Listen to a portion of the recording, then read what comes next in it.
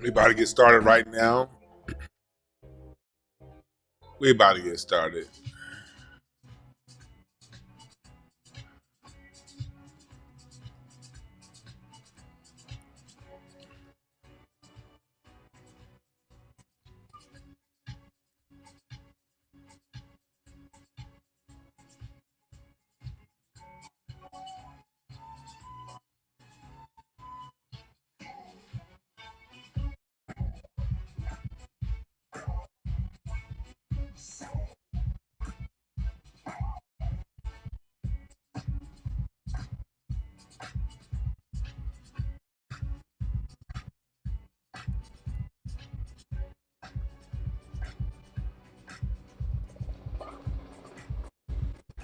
Man, come on. I'm over here trying to. There we go. I found it. Yeah, I found what I was looking for.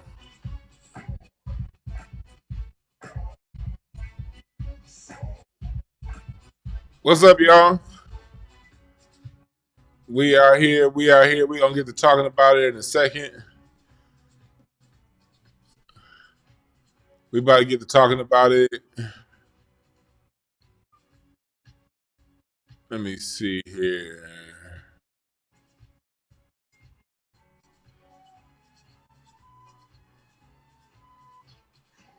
All right.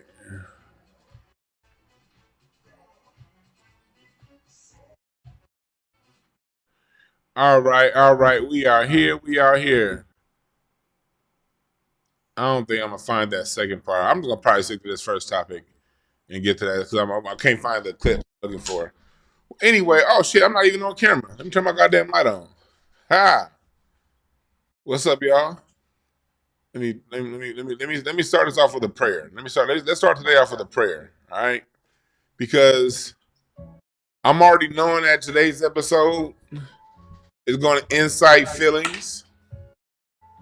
So I want to start today off by saying, for all, especially for you fellas, don't be a hoe. Like the views and thoughts of this channel are my views and thoughts. It ain't reality if you don't make it reality. It's whatever you choose to attach your emotions to. I'm going to stand strong in my opinion, in my point of view, and you're going to stand strong in yours. We're not going to agree to disagree because agreeing to disagree is whole shit. No, I'm not. No, I don't agree with you, motherfucker. I got my point of view and fuck yours. All right. So don't be a hoe. Don't be none of that whole ass shit. If you choose to disagree, you can disagree. And I'm not gonna argue with you. You did? Every man is entitled to their point of view. I'm just using this Kool Moe Dee interview he had with Willie D to further my point of view as to why hip hop is such a fractured genre and as to why there's no unity in hip hop and hip hop has devolved into this childish top five. My city's better than yours. Bullshit ass genre. We gonna and I talk about why that is. And I talk about why that is because as we saw with the hip hop 50 celebration, New York likes to act like hip hop started and ended in New York. And like I always say, hell yeah, New York was the spark that got things going. But the flame of hip hop is all of Black America, from Houston to Memphis to Chicago to LA to Oakland, Miami, Atlanta, and all around these 48 contiguous states. I don't think they hip hopping in Alaska. You dig? That's what hip hop is. And everything that I talk about is furthering and giving more evidence to support my point of view. My point of view don't come out of nowhere. I didn't just wake up one day and be like, hey, we got a New York problem. Fuck New York. That's not what I did. I just having a greater understanding of music and where things come from, understanding bebop, me understanding funk, and me understanding the impact of Motown and the impact of Chuck Berry. I saw that 20 years ago, 25 years ago when I was in college. Oh, hip hop is just doing what everything else we do is. But I gotta keep hearing Melly Mel. It's Bronx culture. I gotta hear these niggas argue all day and night. And KRS-One, the hip hop teacher, didn't even know who the fuck Egyptian Lover was, and Uncle Jam. Well, he knew who Egyptian Lover was, but he didn't know nothing about Uncle Jam's, the biggest party on the West Coast, hip hop, until last month. So we got a New York problem. And my prayer is people listen with good ears. My prayer is people listen in good faith. And my prayer is if somebody's feelings are so hurt that they want to lash out at me, my prayer is they experience all the drama and trauma they're trying to push out on me, and it reverses back to them tenfold. Because you know why? That's some whole shit. Don't be a hoe. Don't be a hoe. Don't be a hoe. No whole shit, New York. Take this as a message of love. Because we love black music, we love black people, we love America, god damn it. This is America, Jack. And black Americans from coast to coast have done great things to bring forth the genre that we call hip hop. And it's high time everybody gets their due. Not just you. And with that being said, everybody say amen.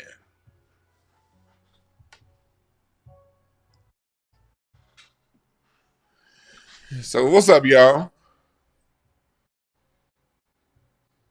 What's up, y'all? So I want to first, say, welcome to the chat room. Welcome to everybody in the chat room. Go to intellectualpower.net and we're gonna talk about that. Let me airdrop myself.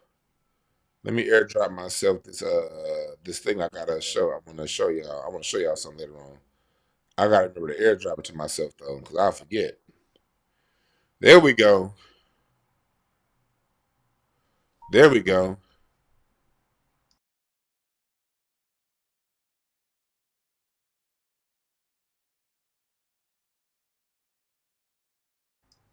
There we go. All right, cool. So again, welcome everybody. I appreciate y'all for joining. I appreciate y'all for joining. I was watching this interview with Willie D. Um, and a salute to Willie D. He had a great interview for an hour long, a little over an hour with Kool Moe Dee. Willie D's interviews, I've been watching his interviews since day one, and I gotta say that they're getting progressively better and better and better. You know, I've always appreciated Willie D, even on sometimes on certain topics, like anything else, we disagree the same way you niggas disagree with me on certain topics. We ain't all supposed to get along and shit. But overall, I got a lot of love for Willie D, and I like what he's doing.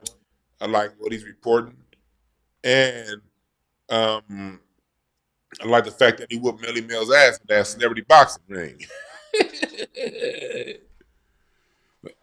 But anyway, Willie D had a great interview with Kool Moe Dee. And, Kool Moe Dee is somebody that here on the West Coast, we always love Kool Moe Dee over here. I remember he looked just like my cousin Dana. We used to call my cousin Dana back in the day, had a Jerry curl. And we used to call this nigga Kool Moe Dee all the time. Just like him. You know? Um, but and the song The Wild Wild West, when that shit dropped, even the old niggas that didn't like rap, like my dad wasn't fucking with no hip hop. My uncles, my Uncle Michael, man, my uncles wasn't messing with no goddamn hip hop. But when that Wild Wild West dropped, man, all the niggas that listened to Cameo and the Barcades, they was on that shit. The Wild Wild West. I don't know what y'all was doing around the country, but in LA, the Wild Wild West was the shit.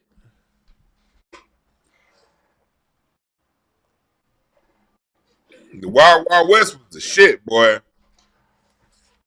And growing up here in the West, before the internet, we like as a youngster, I didn't understand how divisive New York was when it came to rap. I found that out later when I got friends that rapped and they had to go out there. And then when I heard other stories through the music, I was like, damn, them niggas really be like that on y'all? And then you started watching the media. Then the Source magazine came out. And then you started hearing all the other shit. Then the East Coast, West Coast, when that shit got up, I was like, yo, them niggas really do be shitting on the South and the West. God damn, I didn't know it was that serious. The way I grew up, a hot song was a hot song. Like I didn't grow up in a world where it was like, oh man, that's when that's Houston rap. When Rap About Records dropped and when the Ghetto Boys dropped, niggas wasn't going around talking about some, oh, that's Houston, that's down south. It was just like, nigga, this shit is hot. My mind's playing trips on me. Nigga, I love that video when I was a kid. And I think that video made me scared of midgets when Bushwick Bill ran up and socked that motherfucker. That's what I think. That's what my phobia. I think that was when my midget phobia started. You know, when that I think that my mind's playing tricks on me video was when my phobia of midgets started. You know, that's when my midget started. My midget phobia started. But we didn't grow up like that. You know, this is something that we found out later as time went on. We grew up, a hot song was a hot song.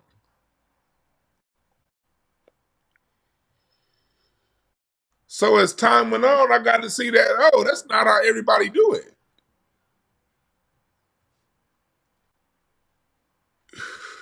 These niggas was really trying to gatekeep. And so as I got more into my studies of music and music history again, for those of you new around here, I'm not nobody who ever set out to be a music historian. That wasn't my goal. I'm a self-taught drummer that went to school to become a better drummer, and I took a bunch of classes while I was in college getting a degree, not in music, but I voluntarily took a lot of music history courses because that's something that fucking intrigued me. I never did this shit to be a music historian. I did it so I could be a better drummer. That was my whole goal, studying all this music shit. I had a natural desire to learn, and I got that from my father. My father passed that down to me. That's how me and my dad connected when I was 6, 7 years old, sitting next to my dad while he watching the documentary on the Temptations and the Four Tops and shit. So this just is natural for me. I ain't, for anybody coming over from Dr. Cologne, fake ass page, look. I heard he said, oh, I'm just a comedian. Yeah, I'm just a comedian. And I'll clown your ass if you fuck with me too much, too, goddamn it. You don't want that. But I got on the internet to talk politics and current events and shit. I didn't get on the internet to talk music history until I saw Fat Joe say that bullshit and Busta Rhymes say Black American have no culture. And the shit that I talk about, Kendall will tell you in the chat room, my mind. 5, 6 years ago, I thought all you niggas knew this shit. I didn't know I had no goddamn specialized knowledge in music. I thought everybody knew what I knew. I didn't think this shit was nothing unique because it was just something I do for fun. I wasn't doing this shit like like that. So if somebody goes around and says, "Oh, he's not a real," yeah, I'm not. God damn it, I'm just a nigga who love music. But I guarantee you this: I'm right. So, and I'm a drummer, so I can talk about it from a musician's point of view. I know how to speak the language of drums. I know how to speak the language of drums, and I know when I hear a drum set or a drum set like sound, I know what it's telling me. I know exactly what every single note is telling me when I hear drums. That's a gift that God gave me that I've honed for over 25 years. So back to what we're talking about.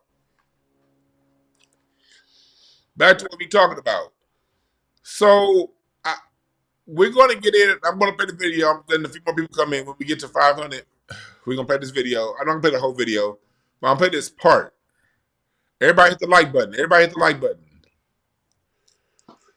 Got 130 over on Twitter, almost 400 over on YouTube. Come on in here. Hit the like button when you come in here. So I hear these things, learning music, and what happens is When I say things about New York arrogance, I always, after the video, got to deal with people in the comments. The one you just making that up, or is somebody saying, "Oh, never." I know everybody's not like that. I understand. No, there's no such thing in life as everybody's all the same way in anything. There's always variance, but you do have a norm, and we're talking about the normative behavior. You might be a deviant. We're talking about the normative behavior. You dig what I'm saying? Like if somebody came to me and was like, in the West, the normative behavior is y'all push gangster stuff. Although I'm not a gangster and I don't really fuck with gangsters, I would have to be like, I'd have to concede that because when I look around and see what these LA niggas is talking about, all these niggas are saying cuz of blood every other fucking word, telling you what street Pookie and Ray Ray got shot on. So, as an LA resident, when y'all talk about the gang culture in LA, I gotta take that because based on what we put out, that's the normative behavior of black dudes in LA. And you got the softest niggas going on the internet doing all this shit, saying ganging and banging and shit. So as a non-gang banger, as somebody who's against gang banging, I gotta take that on the chin because that is the normative behavior of what black males put out in the city of LA. You see how that works? So if you get offended at what I gotta say about New York, fuck you. So back to what we're talking about. Oh shit. I gotta play this video. I'm about to play this video, but before I play this video, hey, my man Reza is having a reproductive health seminar coming up in LA on May 5th. I'm sorry, man. I'm so dyslexic. May 5th is Cinco de Mayo. May 3rd. Um, there's an attack on reproductive health for women. And you know about we all know about the deaths toll with the fetal, what happens with black women being the highest infant mortality rate, things like that. It's a lot going on, and it's real in the streets. So my man Reza is putting together solutions on how to deal with these problems, and that's going to be May 3rd here in LA. The link is in the description.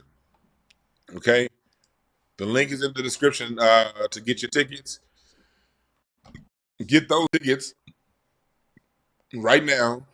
The link is in the description. This is how it looks when you click on the link. Also, he has a new product called for this a feminine hygiene product for the ladies called Peace Pad. You know, something that's more environmentally friendly and also friendly to the woman's hygiene and to the woman's body. So this is for the lady. I'm the one. I don't know the details. Y'all go to the website and click on it. You dig? And you get the details, lady. I don't know how to explain them to you because this ain't my deal. But I do have a wife, and so I am concerned about how women are taken care of. So, ladies, click on that, and also go to intellectualpower.net and type in the product code DeWanB. You get 10% off your order. 10% off your order with the product code DeWanB. You did. So let's get into it. The Kool Moe Dee interview. This is the interview. It was on Willie D's channel. Go and subscribe to Willie D. I'm gonna put an image up over it, but this is the interview that we're talking about here. Okay. And let me get a cover. There we go. Let me get a cover. I'm not trying to get no goddamn strike.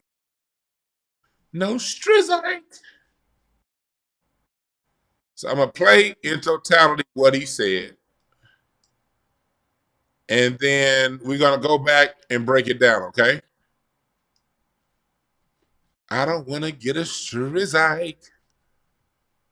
Willie D, please don't send a strizzite. Go to his channel. I like Willie D's channel. This is Willie D Live Conversation, not his normal channel. This is his other channel, Willie D Live Conversation. Make sure y'all subscribe.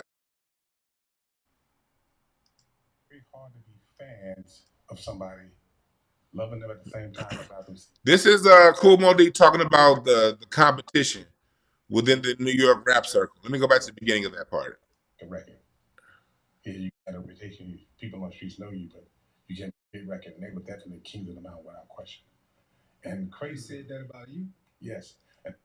He's talking about. Let me go back further. Let me go back even further. I wasn't gonna go back this far, but I want y'all to get the full context of what's been said.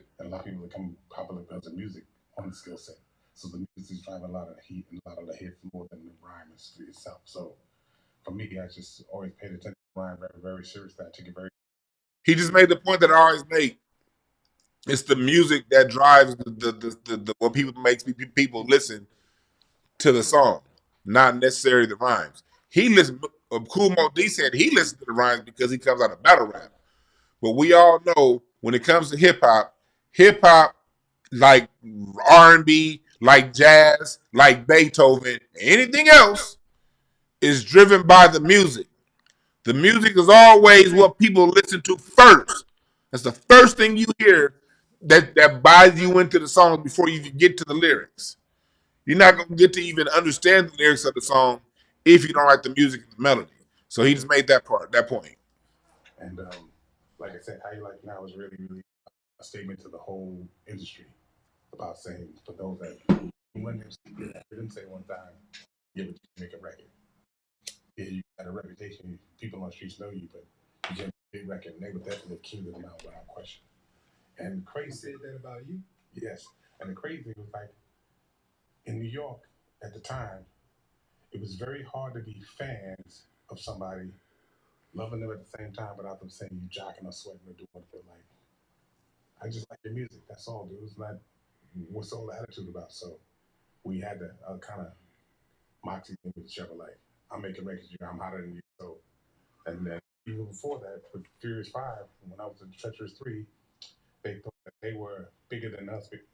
Y'all said y'all can't hear?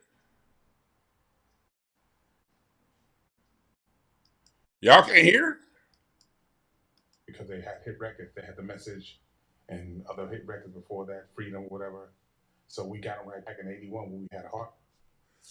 Y'all gonna turn y'all shit up. Cause I have all of my input all the way up to the top.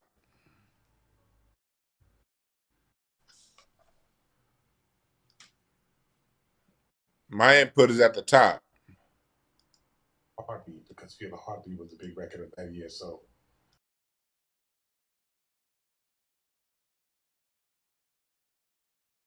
What about now?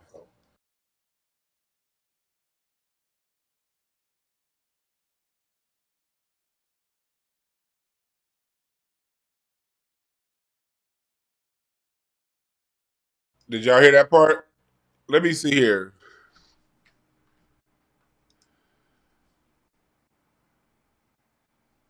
I got people saying they can't hear. I got people saying they can't hear. Let me see here. All right, yeah, I got that. Ecam, okay. Let me go here. Okay, I'm checking everything.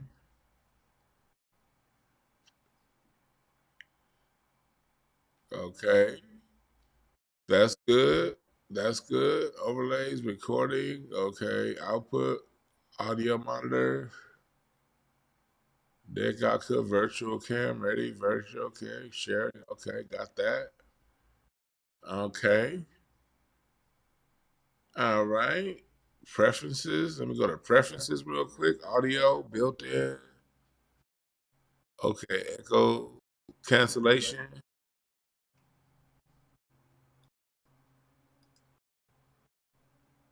Okay. Okay. Let's try this. I made one little change. If this don't change, you niggas gonna clean the wax out your goddamn ears. Let me know if this works. Even before that, with Furious 5, when I was in Treacherous 3, they thought that they were bigger than us because they had hit records. They had The Message and other hit Y'all records hear it? before that, Freedom, whatever. So we got them right back in 81 when we had a Heartbeat because Feel the Heartbeat was the big record of that year. So we were battling with the hot records for the show. How's that? Y'all say it's better? Way better?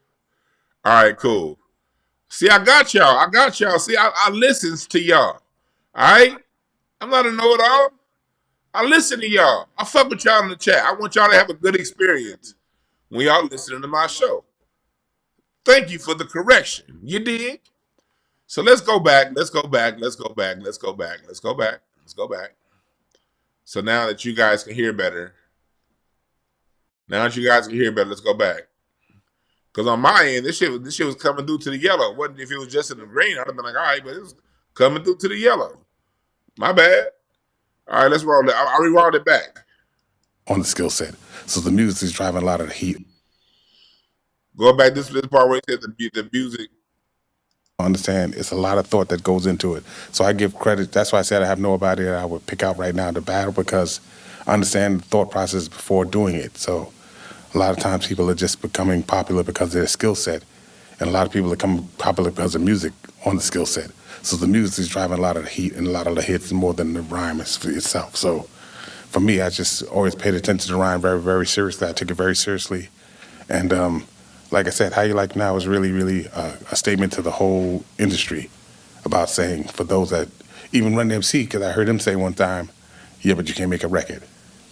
Yeah, you got a reputation. People on the streets know you, but you can't make a hit record. And they were definitely kings of the mountain without question. And They crazy said thing, that about you?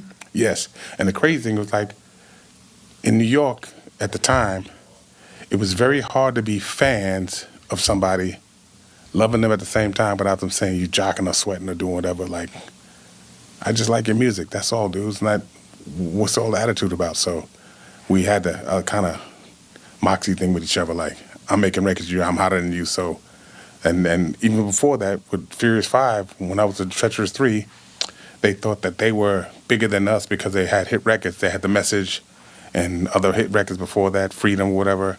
So we got them right back in '81 when we had a Heartbeat, because Feel the Heartbeat was the big record of that year. So we were battling with the hot records for the most part. So it got to the point where we're always talking smack to each other no matter what. So it's very braggadocious. The position of New Yorkers is very, very condescendingly cocky. Yeah. There, that part there, the disposition of New Yorkers, braggadocious, and is very condescendingly cocky. We're gonna keep playing, but there is this reason why I stopped it there. I want to give you the full context of why he said that, because let's go. Let's take this out of hip hop. Let's put this in anthropology. When you're studying society, civilizations, the energy and temperament of a city is what is pushed out and projected on other cities. Same thing as, and that goes all the way down to the individual. How you view yourself, how you handle your internal conflict is how you handle external conflict. You dig what I'm saying? How you look at yourself, how you view yourself is how you deal with other people. This is just mental health on an individual level. Same thing in the house. What goes on in your house, you project that on the other houses. If your house was full of abuse, you see the abuse in other people's shit. If your house was a fucking Brady Bunch situation, you see a Brady Bunch situation on other people. You project your experiences. That's just life. So if that's the culture within a city, within an environment, that internal culture of an environment is how that culture is going to deal with outside environments. If you're always fighting within, braggadocious within, and if you in one borough, but you can't accept the next borough because they're fucking 6,000 feet away from you, the motherfuckers live 2 football fields away from you, but you can't accept them. You see a difference in them. That's how you go. Of course, you're gonna look at New Orleans like, well, who the fuck is you? If I'm from the Bronx and I can't stand motherfuckers from Brooklyn, I'm probably gonna look at niggas from DC like, nigga, you are from a cotton picking South. What are you? Because that's how we deal with shit internally. So I'm glad he said it. I'm glad he said it because this all ties into music. This all ties into the story of music and why the story of hip hop and the story of black music has to be told by everybody. We can no longer allow New York to tell this story alone. These motherfuckers have been irresponsible with the story. When you got KR1 not knowing about Uncle Debs until 4 weeks ago, that is extremely irresponsible. You're gonna be out there running your mouth. I know that LA is just an experience for me. That's why I buy the books. That's why I get into the knowledge of everything else. Because I only know my experience, but I can get other people's experiences through books and through conversation. I meet people in New Orleans, I see how they get down. I meet Kansas musicians in Kansas City. I'm not gonna talk about LA to a Kansas City nigga. I'm gonna be listening to the Kansas City nigga tell me about his city.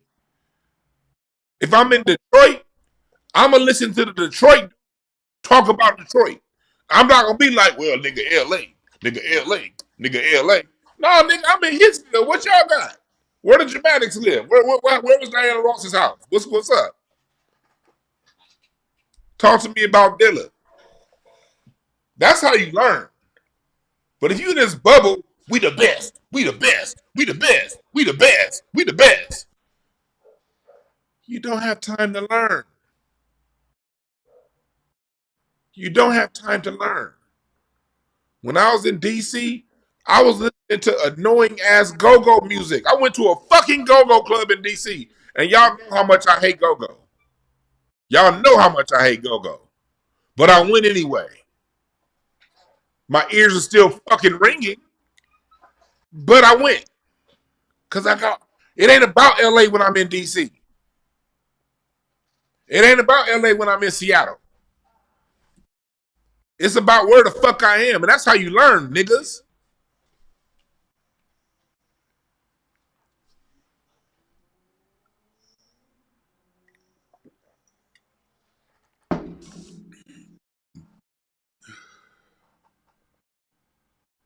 So that's how we get down. That's how we learn. So yeah, if somebody comes in the comments later, man, the one is attacking New York. Hell fucking yeah, because y'all talk too goddamn much about hip hop and y'all ain't ever took the time to learn nothing. Not all y'all. You got the real ones out there like Kool Moe Dee, like Lord Jamar. These are learned brothers. You got I'm drawing this blank from the Furious Five. What's his brother Raheem? You got some real ones from New York now. I'm not saying all New York is like this. I'm not. But I am attacking the prevailing mindset and let the hit dogs holler. Let the hit dogs holler. Everybody else is going to be like, yep. So, back to what we're talking about it. Let's keep going. I want to play that last little part again, and then I'm going to play a little more. That year, so we were battling with the hot records for the show, for the most part. So it got to the point where we're always talking smack to each other, no matter what. So it's very braggadocious. The position of New Yorkers is very, very condescendingly cocky. Yeah, absolutely. Condescendingly cocky. I know. Because now listen to Willie D. Willie D's from Houston. I don't know Willie D. Never met Willie D. I only been in Houston once or twice in my life, so I have no connection to anything about that he's about to say. But his story sounds a lot like a lot of people's story around the country. Let's listen to what Willie D had to say about that. we had to get over that hump, Right. to get that respect. It was like, you from where? Man, you ain't from New York, man. You get the hell up out of here, bro. And that went for anybody Yes. outside of New York. New So Yorkers had an arrogance, over the yeah, top arrogance. yeah. One of the other things Hear that part? I'm gonna play that part again. He talked about the Ghetto Boys. Willie D's talking about this group, the Ghetto Boys, the legendary Ghetto Boys, and he's talking about their experience. Like basically, you ain't from New York, get the fuck out of here. So, with respect to all my cool New Yorkers who been here, and y'all know I love y'all. But this is what we talking about. I know you may not be that way. I know your people may not be that way. But everybody from outside of New York got the same experience, especially if you were in hip hop in the 80s. I know, because we had to get over that hump, to get that respect. It was like, you from where? Oop, man, you ain't from New York, man. You get the hell up out of here, bro. And that went for anybody Yes. outside of New York. New So York has had arrogance, over the top arrogance. yeah, That was Kool Moe Dee, over the top arrogance. Over the top arrogance. Everybody I know that's in hip hop that went to New York got a story. Now ultimately they had cats that they became cool with. But if you're talking about initially being accepted, eh, and Willie D just told it. I ain't talking about once you own and sold a million records. Hell, even if you have, nigga, nigga, Too Short still don't get his due. But let's play some more. one of the other things that I would notice about New Yorkers, some of the New Yorkers, even if they liked something from outside of New York, they would not say it boldly and Yes. and publicly. They would not state that publicly. They would just kind of keep it to themselves or say it between the person that they think it wouldn't let it out. Right. Right.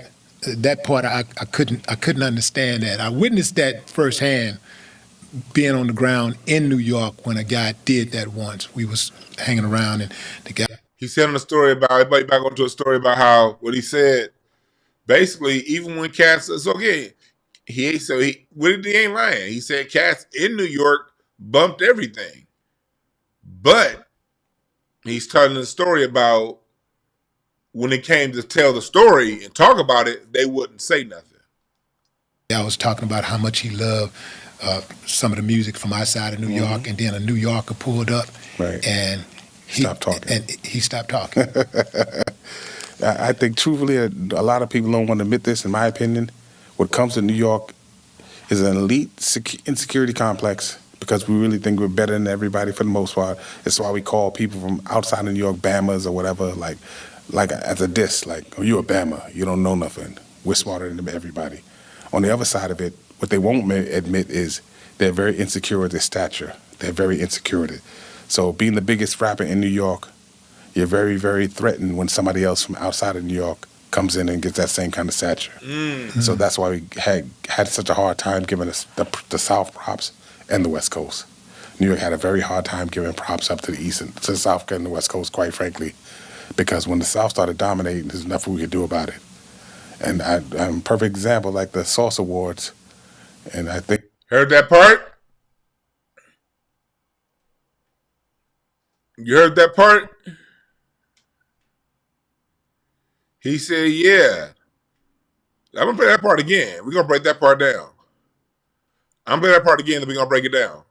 I think truthfully, a lot of people don't want to admit this, in my opinion.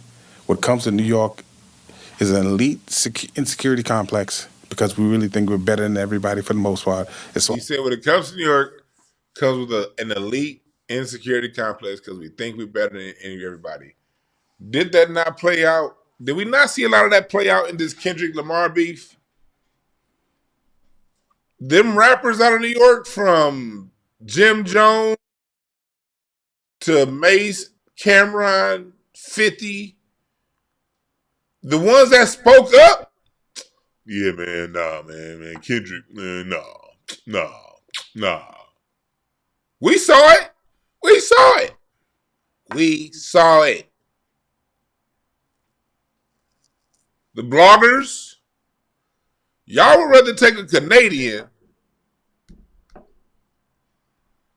over another black American because he's from the West. What kind of shit is that? So we seen this shit play out. This isn't me making shit up. Like, we've seen these things play out in real time recently. recently. Why we call people from outside of New York Bamas or whatever, like as a diss, like, oh, you a Bama, you don't know nothing. We're smarter than everybody. On the other side of it, what they won't admit is they're very insecure with their stature. They're very insecure with it. So being the biggest rapper in New York, you're very, very threatened when somebody else from outside of New York comes in and gets that same kind of stature. So that's why we had such a hard time giving us the South props and the West Coast. New York had a very hard time giving props up to the East. See, he just said what we all experience. The people in the South know what the fuck I'm talking about.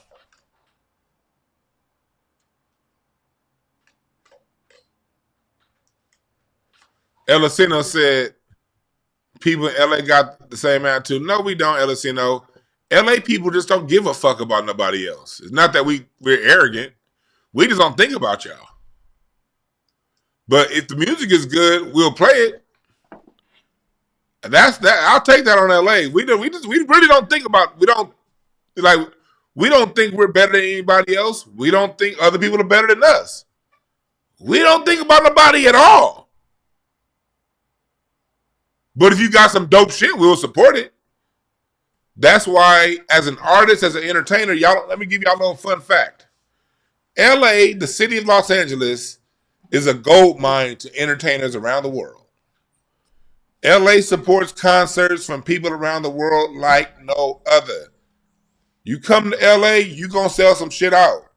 I was there a year and a half ago when Erykah Badu sold out the Hollywood Bowl, 18,000 seats. Jill Scott sold out the Hollywood Bowl, 18,000 seats. Nas sold out the Hollywood Bowl, 18,000 seats. The Philly Picnic from the Roots crew sold out the Hollywood Bowl, 18,000 seats. Nigga, if you dope, we support it. We ain't gonna be like, oh, nigga, that's from New York. So let's chill on the bullshit. Don't, Elicino, don't make yourself feel better than you are. No, let's make it very clear. We don't think about none of you niggas. And that could be wrong. I'm not gonna debate that. I'm not gonna say that's a good thing. We just don't think. LA niggas don't think about San Bernardino. If you move to San Bernardino, if you move to Lancaster, and Lancaster is still technically LA, we're never gonna see you again. Bye. You might as well move to Texas. I'm more likely to kick it with my cousins in Dallas than I am to kick it with my cousins in Lancaster. And that's an hour and a half away. Shit, nigga, I may as well. Nigga, if I'm gonna go to Riverside's 2 hours east. Nigga, if I'm gonna drive to Riverside, I might as well keep going to Vegas. Nigga, I might as well keep on going to Houston, nigga. I ain't going there. So let's make that very clear. We don't think about you niggas. But if you do something that gets our attention, we gonna support it. And we not gonna be like, man, I ain't listening to that man shit because it's from the South. Nigga, we embrace outcasts out here.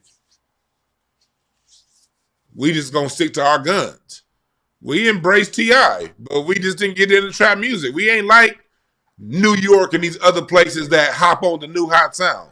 LA just gonna stick to its own sound. But we still listen to everything. We listen to everything out here. We just not gonna capitulate. We didn't capitulate the trap. We didn't capitulate the drill. We listen to drill. Niggas out here listen to drill. But ain't nobody making that shit. Fuck out of here. We went through the riots, man. We ain't about to make no music.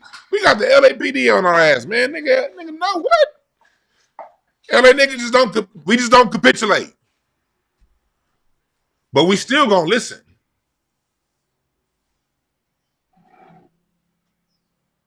So I just want to make that point very clear. Don't go around calling us arrogant and thinking we better than other people. We don't think about you niggas long enough to think about if we're better or not. It just doesn't fucking register, okay?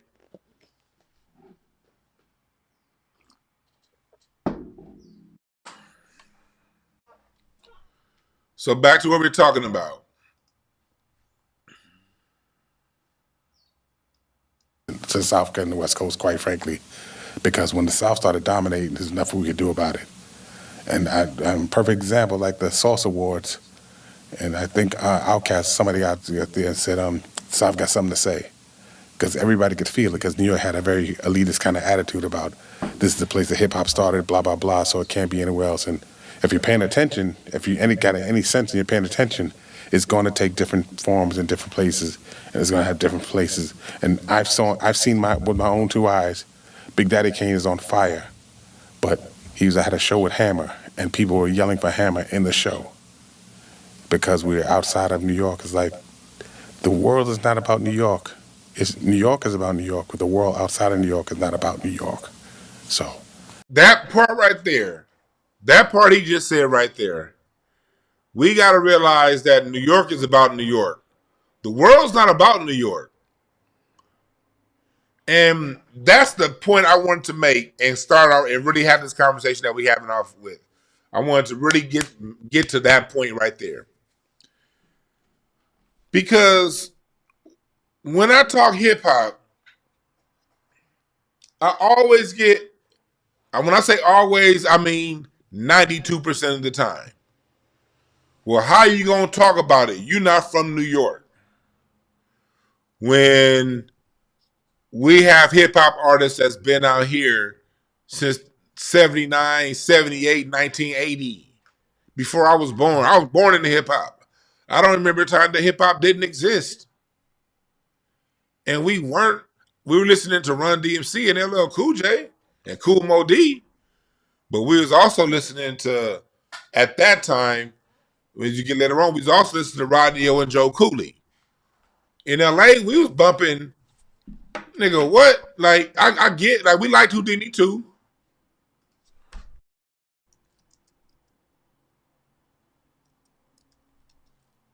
Where that song at? This was, I remember being born into listening to this shit right here.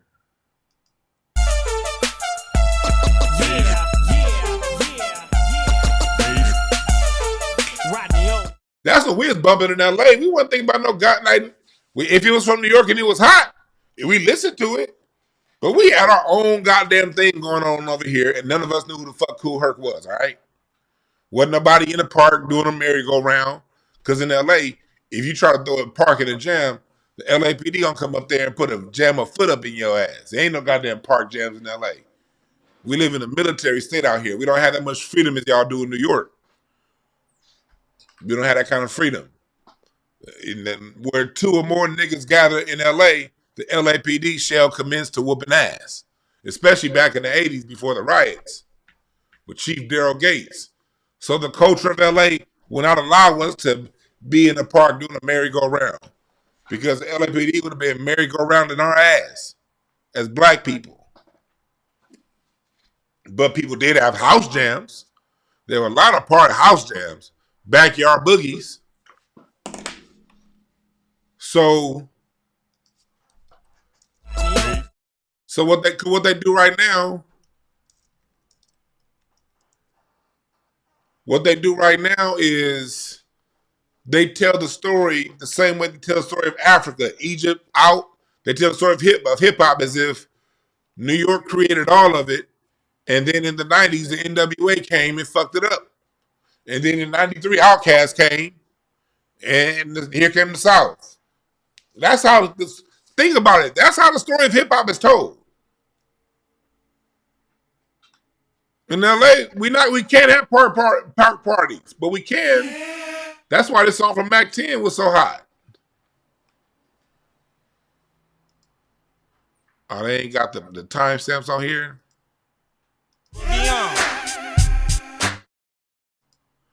It's the backyard boogie.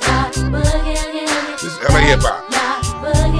Now just throw your hands. Because the culture of LA is the boogie gonna be in the backyard, not at the park.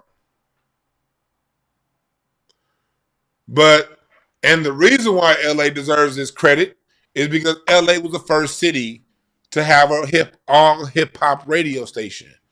LA had the biggest hip hop parties. 1983, 10,000 deep at the LA Sports Arena.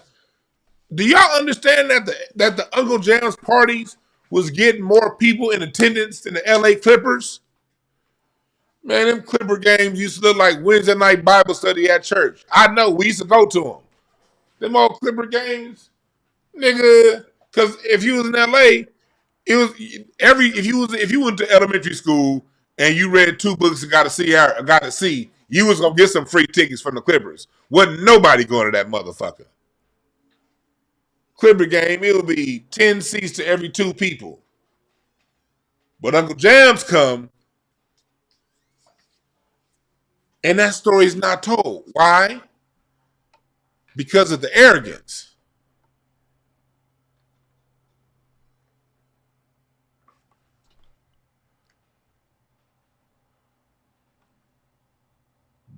Because of the arrogance.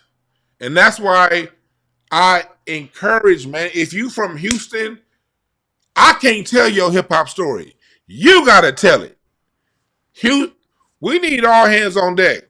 We need Houston to tell its story. We need Oakland to tell its story. We need Atlanta to tell its story. We need Detroit. We need Chicago, St. Louis, Memphis. We need every city to tell its own story. Because if you allow this shit as if the whole world was imitating what y'all was doing in New York, if y'all let that lie go, they're going to take hip hop from us in 2 or 3 generations like they're doing right. They're aggressively doing it now.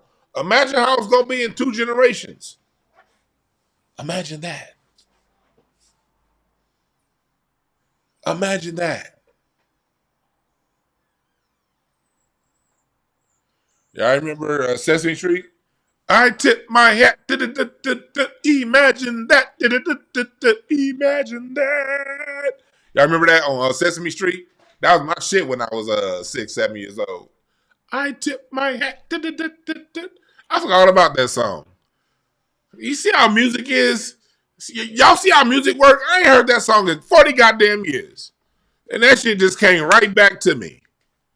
That's how powerful music is.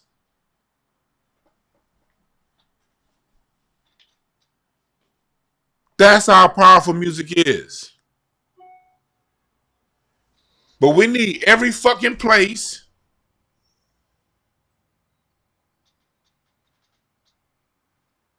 to talk about it. Because it's like, think about it like this. Our jazz got started in New Orleans, right? All of the chords hip hop use, the samples, especially when you're listening to rhythm and blues, most of those studio musicians you hear, they're jazz artists. R&B, even hip hop. Rakim played the saxophone. Y'all know that? Terrace Martin, a jazz artist, gave Kendrick his first demo. Jazz is the root of all this shit. Jazz and the blues. That's the root that everything else feeds from. Hip hop, everything R&B, everything feeds from the New Orleans people don't go around telling you, well, you know, every time somebody say, man, we got something going, well, you know, it really came from New Orleans, right? You don't see that. Why? Because New Orleans niggas is humble in their position. They know that it comes out of there. When it comes to the blues got codified in Memphis. And the reason why it happened this way was because after slavery was over with, after Reconstruction, there was an initial great migration that was from the rural plantations, and black people went from rural plantations to New Orleans, from rural plantations to Memphis, to Atlanta, to Montgomery. That was the first great migration, right? And when we got to New Orleans, that's when New Orleans music started to take off. The lie that they tell you is French and Caribbean influences. Yes, New Orleans was part of a French colony in the 1700s. You don't hear about music out of New Orleans in 1810. Louisiana Purchase was 1804. You don't hear about music out of New Orleans in 1810, 1820, 1830, 1840, 1850, 1860, 1870.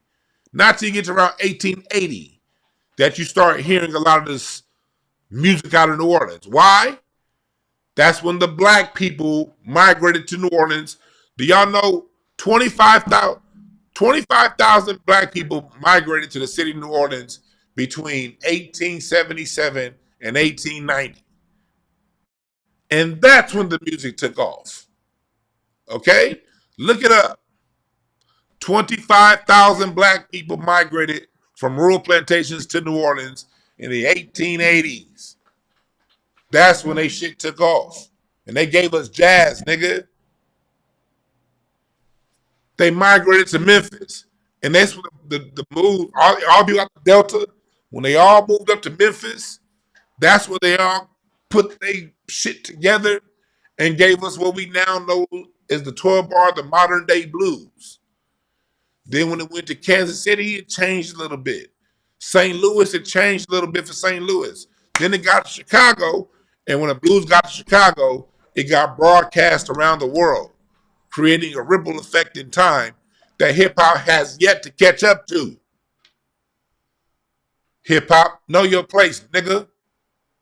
You still ain't caught up to the blues' worldwide influence. Calm the fuck down. And that's because of what was going on in Chicago. Okay? Everybody did some dope shit. But you always got some nigga coming around, but it's still from New York. Well, nigga, 99.9% of the shit in this shit is borrowed. So shut the fuck up. All right? Disco came from LA. We don't bring that shit up every time somebody wants to go to a disco. Disco had a polygenesis in LA and Philadelphia. Anytime talk about disco music, you don't have nobody from LA and Philadelphia saying, well, you know we got it from here. No, it's fucking black music. Calm the fuck down. Insecure ass niggas. I said it. Exactly what Kool Moe Dee just said. Insecurity.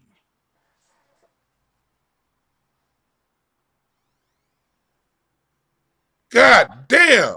You're borrowing from the funk anyway, so sit down and be humble.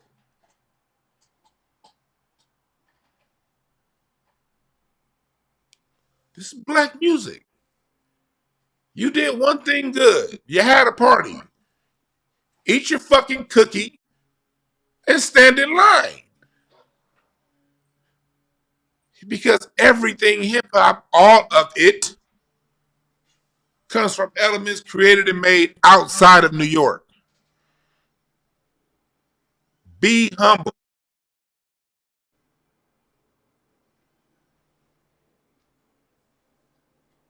And y'all bite off everybody. Yeah, I said it. What's the New York sound today? What? Cardi B? What, y'all trying to out-drill the drill niggas now? What the fuck going on? Fuck the past. What about the present? What are y'all doing now? What did Janet Jackson say? What have you done for me lately? Dun, dun, dun, dun, dun. Ooh, yeah. What have you done for me lately? Fuck the past. What you doing now? Kendrick just 2003, the record labels were saying we got to take money out of hip hop. Hip hop is a dying genre. We're going to push Afro beats. Y'all remember that? I reported on that on this channel 2023. How the record industry was moving on from hip hop. The West just saved hip hop. And what do y'all? Man, this is the Canadian dude. Man, hip hop is still started here though. It still started here. Well, nigga, it would have died there if it wasn't for the West. So be happy, nigga. Y'all didn't create a radio station 24 hours a day, did you? Y'all wasn't throwing Uncle Jam parties 10, 15,000 deeps, did you? Be appreciative. Because if hip-hop stayed in New York, that shit would have died by 1980. We wouldn't even have gotten to the message because the first song was a novelty song. We wouldn't even have gotten to the message. Or let's say we do get to the message and we do get to Houdini. Let's say we get all the way to LL and Run DMC, 1986. Cool. Let's say we get to Rakim. What happens if there's not a place for these cats on the West to come out and eat? Because Ice-T is holding it down over here. Because Egyptian Lover's holding it down over here. Them niggas ate good in the West because Too Short wasn't holding it down in Oakland. What is hip hop if Herbie Hancock doesn't validate its existence with Rocket? People forget hip hop was still considered a novelty because, like, if we're gonna tell the truth, the Furious Five, they sounded like radio DJs.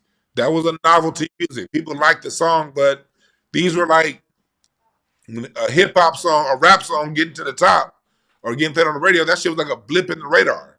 That shit was like a bloop, and then back to R&B. Bloop, back to R&B. That's how it was. Bloop, back to R&B.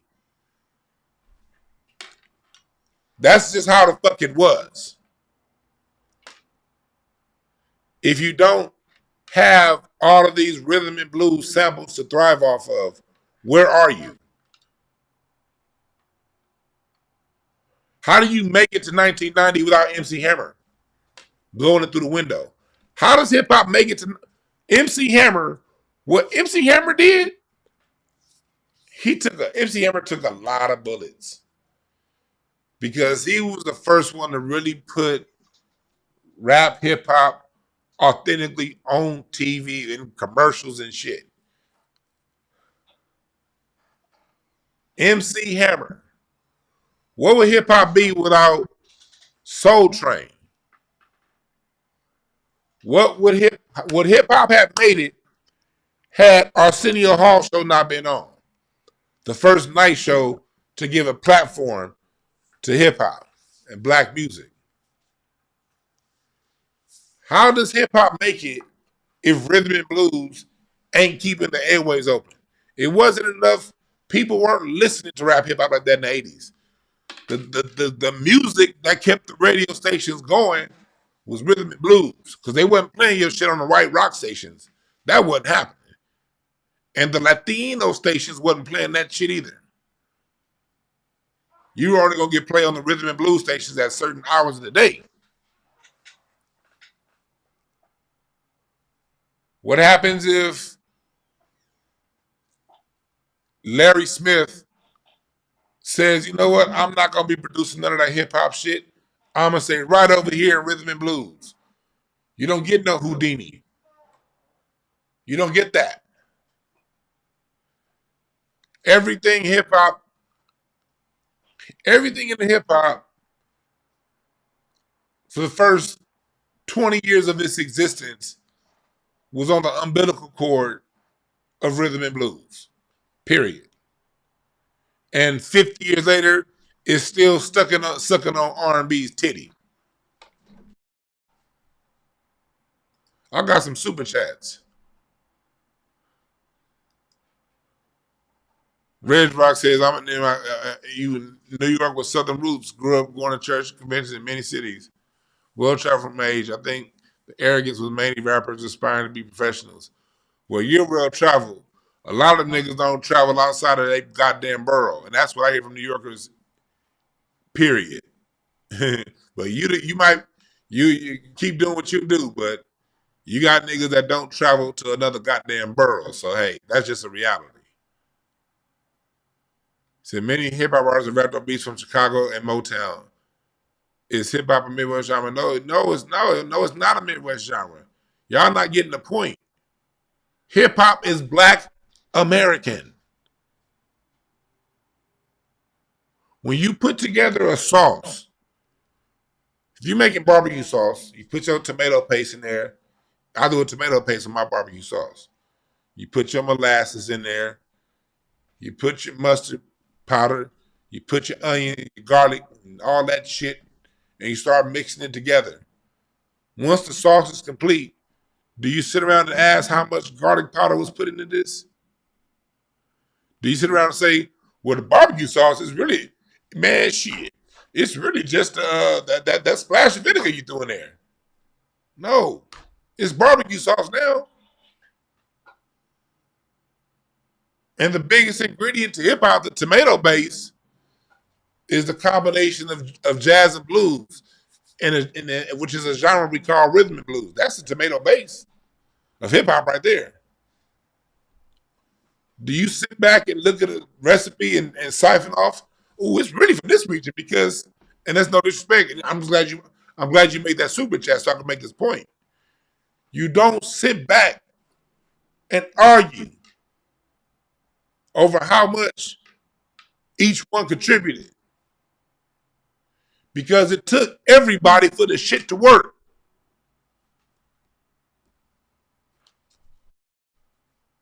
That's what I'm talking about. I'm preaching right now. Let me get some goddamn organ music on in this bitch.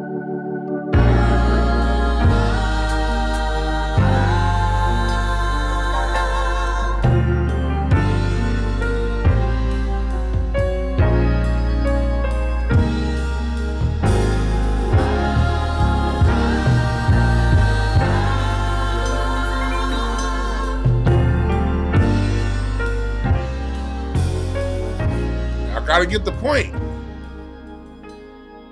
I'm not beating New York down to isolate one place as being where something comes from. The whole point of this talk is to show that hip hop, just like jazz, just like blues, and everything else, it's an admixture of Black American culture. And where we migrate within the United States shows its own expression of the culture. Music is a sonic interpretation of your environment. Listen to a real creative nigga talk. Because on TV and all these places, y'all listen to people who ain't creative. These is mimics. These is copycats. These people trying to be in the culture. They don't let the culture fucking speak. So these people don't understand. They talk about it from point of view, or it came from this, or it came from that, or it came from this. No. That's because these niggas is biters. That's because academics needs to bite culture to be relevant. So since he has to bite the culture, he thinks everything in the culture is about biting. No, nigga, that's your experience. That's these people from outside the culture or in the culture and they ain't creative. They got fucking, nigga, you should be a fucking mathematician. Nigga, get the fuck away from us creatives. Originals, creatives, people who are original, and we're rare. Original creatives are rare. Most of these niggas imitate. Most of these niggas imitate. Jay-Z. The creatives are rare. The Nas's are rare. The Jay-Z's are plenty. That's why Jay-Z appeals to so many. Because he's one of the, I'm gonna do that. I'm gonna do that.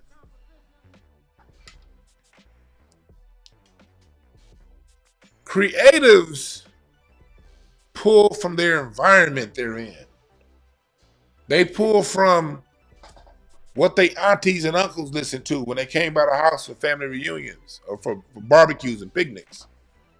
The music is an interpretation of an experience with your cousins at their family reunion in Texas that one summer back 20 years ago that inspired a memory that I'm about to write a song about. That's where the music comes from. The melodies and the harmonies come from how I feel and my immediate environment goes into the feeling of that song.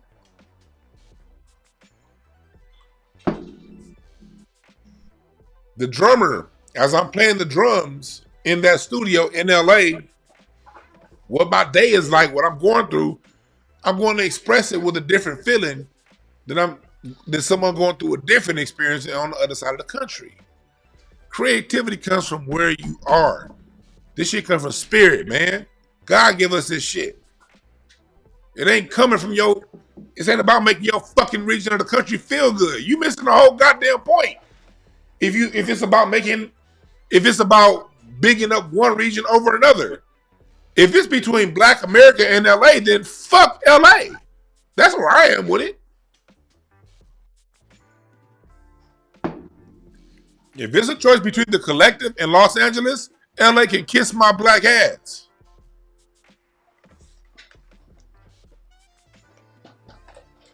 Stop all that regional shit. That's why these motherfuckers are in here taking our shit to begin with.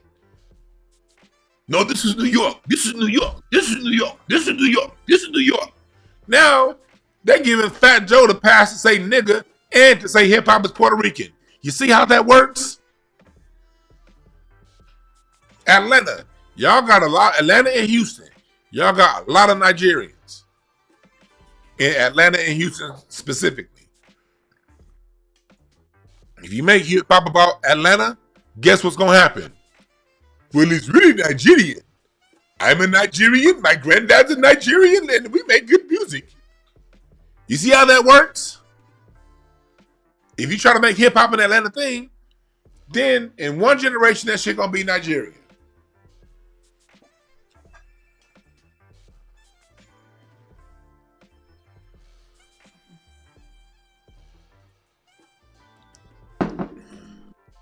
Somebody said we're all tribal. I understand being tribal, but also be reasonable.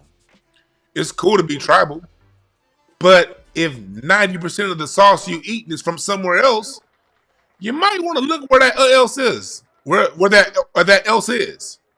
You might want to become, and I get what you're saying, but you might want to rethink this tribal thing. Maybe the tribe is us. You ever think about that? Maybe the tribe should be, if something happens to my brother in Memphis, it happens to me. It's okay to be tribal. Look at what's happening right now at the White House. Elon Musk done got up in there and he spent all of his days tweeting about what's going on in South Africa. Now Trump is about to open up, 40,000 slots for white people to come from South Africa because 2 white people died on a farm. You see how quick that worked? They tribal too. But 3 white folks got killed in South Africa. Now they're about to import 30,000 of them motherfuckers here. You see how that worked? We got to rethink where we've been fucking up as a people.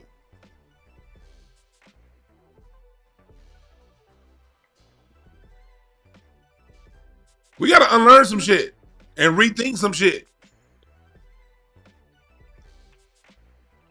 And that's my goal through the music, for people to understand with my tree here that you can get on DeWanB.com. You see, one thing about my tree, do you see any regions on it? Look at this. Look at this tree. Do you see any regions? Do I say anything about where it comes from? That's on purpose. I don't have blues, Memphis, jazz, New Orleans, soul. Because you know why? Because even before the blues, all black music ain't Southern. A lot of this syncopated dance music, this shit comes from the North. Do y'all know that? What I have here in the root right here, this shit was being played in Philadelphia, in Cincinnati, in New York, in 1820, my brother.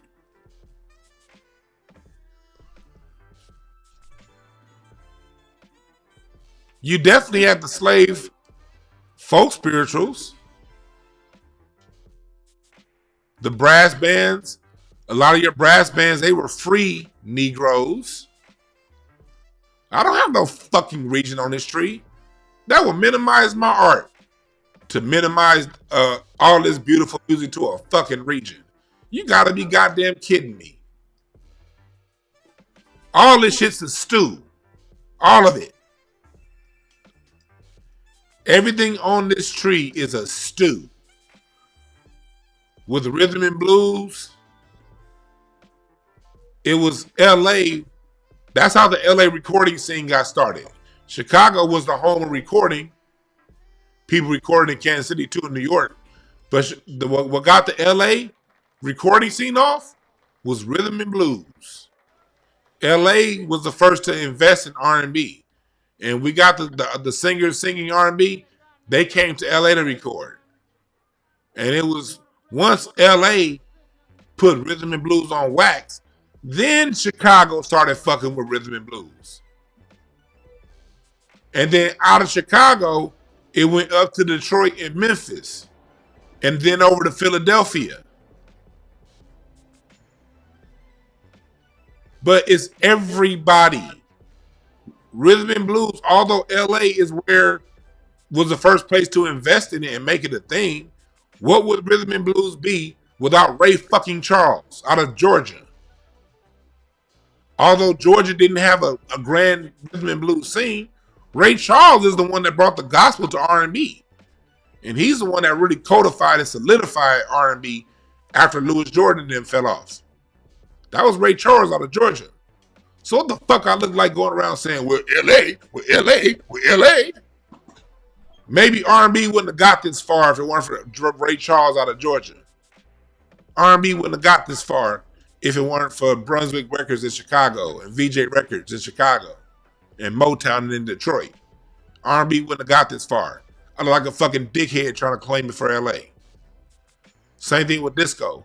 Although LA recorded the first disco song ever, I look like a goddamn fool. Hell, you let a New Yorker tell it. You think New York is the home of disco because of Studio 54.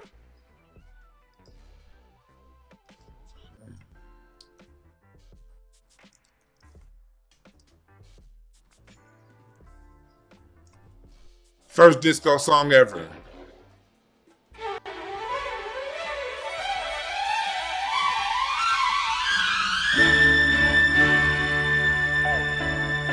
First disco song ever. Recorded by a LA nigga out of LA. But what the fuck I look like trying to say, oh, that's just LA. Because you know house music is just electronic disco. That's all house music is disco put in electronic form. So there would be no house music without disco. There would be no techno without disco because you wouldn't have house and techno wouldn't have a mold to recreate, to mimic from. Because you got to remember, the way hip hop mimicked the funk, house mimicked disco. Same kind of shit. House music is sound system and DJ heavy, just like funk. House and hip hop have a brother-sister relationship. House is the feminine form, hip hop is the masculine form. We're not talking about no gay shit. We just talk about the way it's done. Hip hop is a war chant. It's aggressive. This house music is let your problems go. They have a brother-sister relationship. They even produce the same way. And house comes out of disco. But what the fuck I look like saying that's LA culture? I look like a goddamn dickhead. The same way you niggas look like dickheads. We all, it's New York. You look like a dickhead.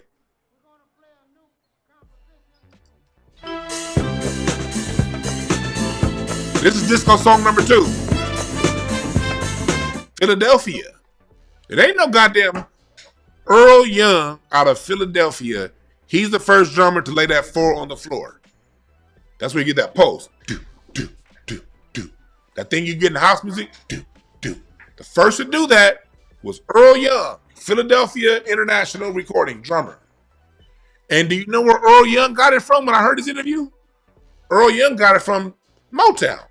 Because Motown, they wouldn't necessarily lay 4 on the floor. They'll put 4 on the tom. Like on this song right here by Smokey Robinson and the Miracles, Going to a Go-Go.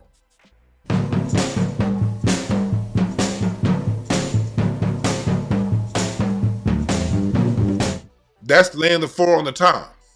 And Motown was good for laying that 4 on the tom. So Earl Young, in an interview I heard him talking, he said he rethought that. Okay, I'm going to go from 4 on the tom to 4 on the floor.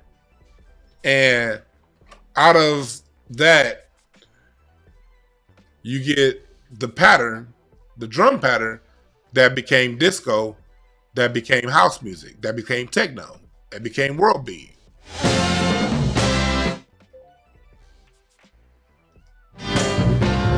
Oh, not wrong song.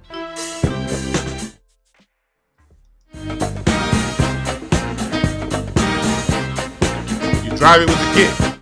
You drive it with the kick. It's a formula to this music thing. There's a science behind this shit. And if you niggas go around talking about, well, my reach is the best, you missed the whole goddamn point.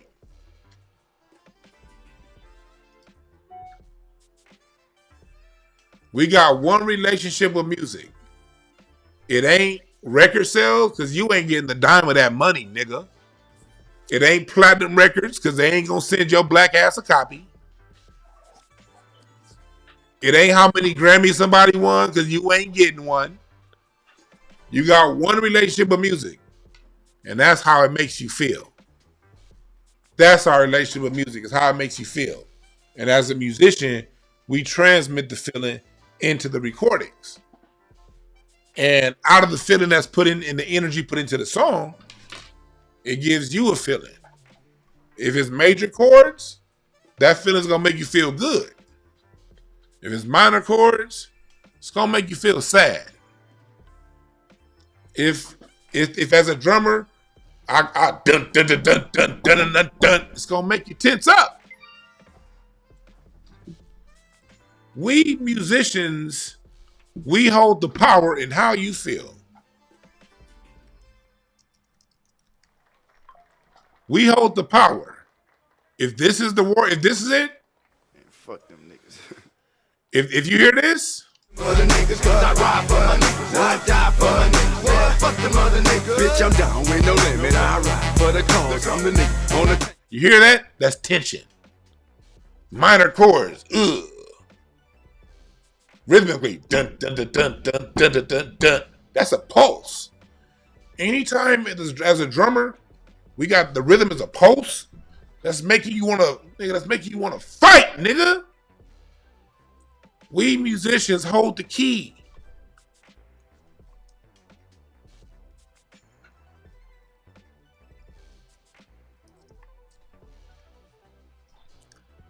When we heard Egyptian lovers talk about DJ and Uncle Jams, remember he said that there was a song that they would go to that would stop any fight? They had a shooting one time.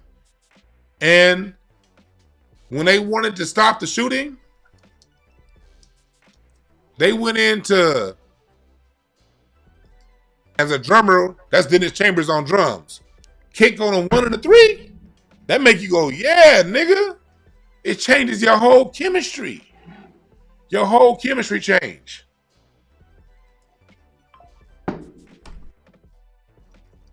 Your whole chemistry change and the music is right.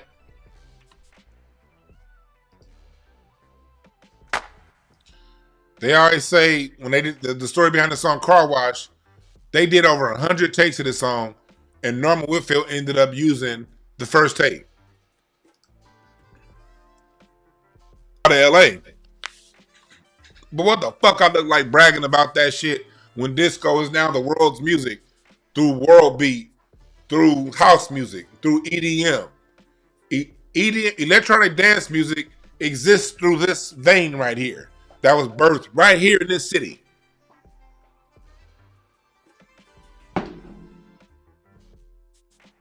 So when it's time to get a hip in hip hop from day one, you're going to use these samples from this music.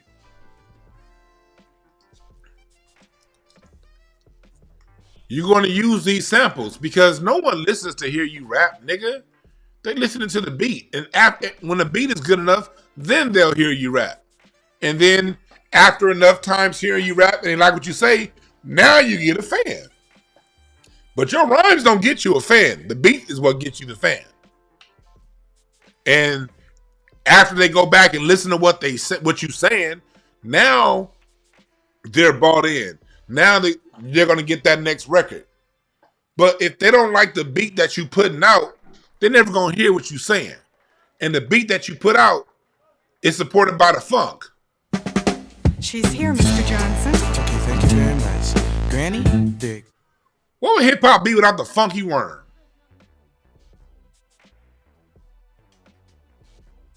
How many times does hip hop sample this?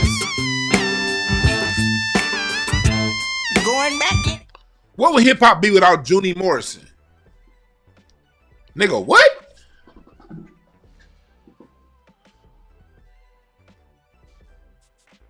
Nigga, what? Please. And so I said on that to say, you niggas look fucking silly. We created it. You didn't create that, nigga. You didn't create that.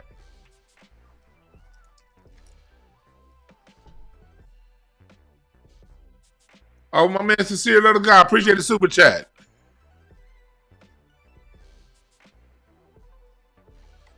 He said, on the ground level, New York never looked down from the south to the west. Well, no. That I appreciate the super chat, but we going through what Kool Moe Dee said before he got in the industry when he was a battle rapper and talking about the overall point of view. Like I said, when I started off, we're talking about the overall point of view. Are there exceptions? Hell yeah. Does everybody think like that? Hell no. But is it what everyone who comes through that place has to experience? Yeah. Willie D literally gave the same experience cats from LA give and cats from Atlanta give. We just speaking on people's experiences.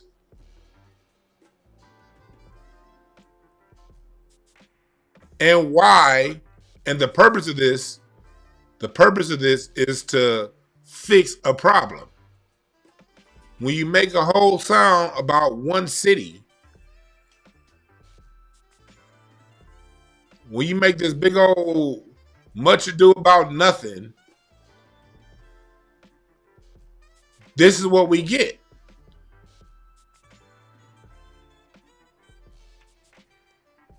Trying to look for that.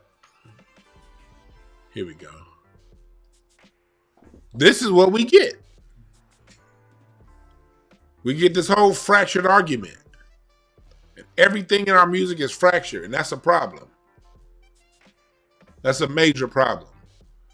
We got to see that there's a common thread here, and that's Black American music. And when we move in different, in each region, every single region expresses that creation in their own way, specific to that region. Every region expresses it in the way that's specific to them. They're not biting off you. They doing it their way. They may take some inspiration. Okay. But they going to flip it. That's how ingenious we are as Black people. We're going to flip it, whatever it is, to fit our current environment. LA couldn't do park jams, like I said, because if we did a park jam, the LAPD would have jammed them boots up our ass. So that wasn't possible because the environment wouldn't allow it. But we could cruise down the street in R64. But when Ice Cube wrote that for that group out in New York, I forget their name, they rejected, the New York rappers rejected cruising down the street in my 6'4". Why? Because cruising down the street in my 6'4" wasn't relative to their environment.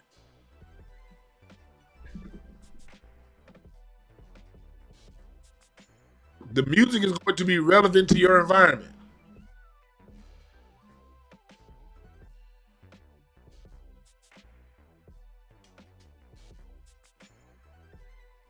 Look at somebody not listening. Somebody said, no, we didn't.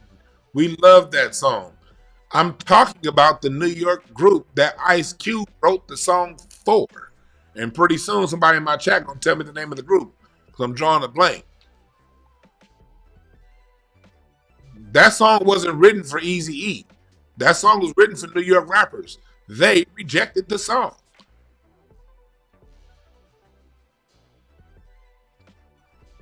Because the song wasn't relative to their experience. They said it.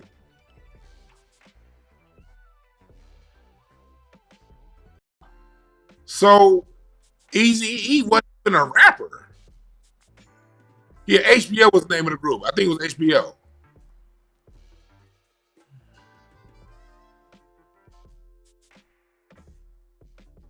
Or was it CIA? I thought it was HBO. It could have been CIA. I thought it was HBO, but I don't know.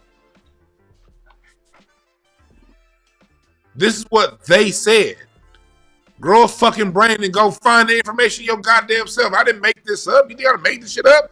They said they're like they thought the lyrics. Yeah, CIA was a group. CIA thought the lyrics were corny. They were like, "What is cruising down the street?" Because lowriders is LA culture. Lowriders is LA culture all day, every day. Not saying New York don't have lowriders, but the 6'4" Chevy, that's some straight up LA shit. So Eazy-E turned into a rapper on that song. Eazy-E didn't even rap. That was his, and Dr. Dre had to punch him in. He wasn't doing the merry-go-round the way they want you to believe. Every hip hop learned from Kool Herc how to do a merry-go-round sound. No, he wasn't doing that. He was punching him in. Rap a bar, punch. Rap, cruising down the street in my 6'4", punch. He punched him in, using the technology of the time available to him in LA, not some shit that came from Jamaica. Okay?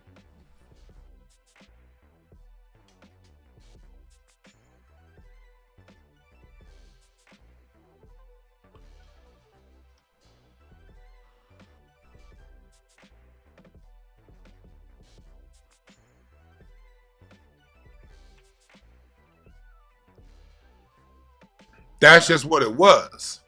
Music is relative to your environment, and it ain't nothing to fight over. Ice Cube wrote that song at 16 because when he walked outside on Van Ness, he saw niggas cruising down the street in that 6'4". He was 16 when he wrote that song. So the song was written. The song was written based on his environment, which is proving my point, you fucking dickheads. It's not about a fight, which is what? Music is a sonic interpretation of your environment and what you see.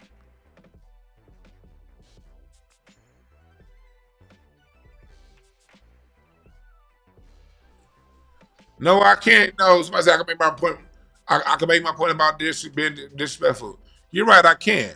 But fuck you, I don't want to. People come around saying dumb shit. Nah, nigga. I answer out of hell I want to. So when it come down to it,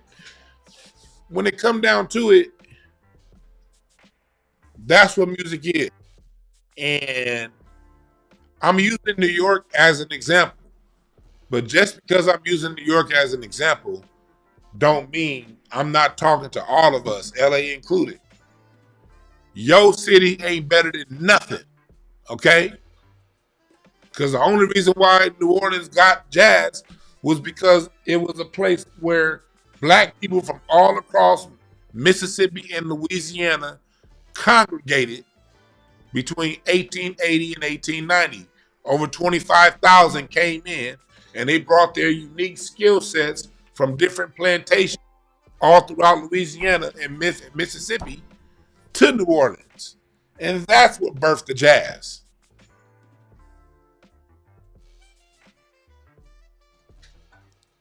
Black people leaving plantations in Tennessee, in Arkansas, in northern Louisiana, they went to Memphis. And through bringing all of those experiences, they codified the blues. Gospel harmonies not only come from the South, they also come from the North. Philadelphia, Cincinnati, Boston, New York, Baltimore. Baltimore was a music factory in the 1800s. Later on. But if you're dealing with the early 1800s, During the time of slavery, Chicago, Detroit, St. Louis, Kansas City, especially around like 1850, 1860 for Kansas City. So when these black people migrated north, they came upon music scenes that were already in existence. Those grand string arrangements, Philadelphia been doing that since the 1700s. That's why when you get to Philadelphia International and you get those grand arrangements by Gamble and Huff. No, wrong song. This right here, even though this group is from Ohio, but it's produced out of Philadelphia. This right here, strings don't come from the South. Philadelphia been doing that shit. Them grand string arrangements that the Philadelphia sound was known for, that shit come from Philadelphia. I don't come from the South. I'm not saying the South didn't have that, but Philadelphia has a continuous stream of arrangements from the 1700s through the 1970s. A contiguous line.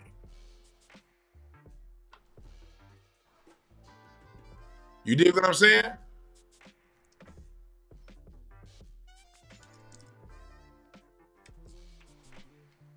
These strings, that's indigenous to Philadelphia. But when black people migrated from the South, they brought their thing to Philadelphia, and Philadelphia added its thing to it, and we get that. You see how it works?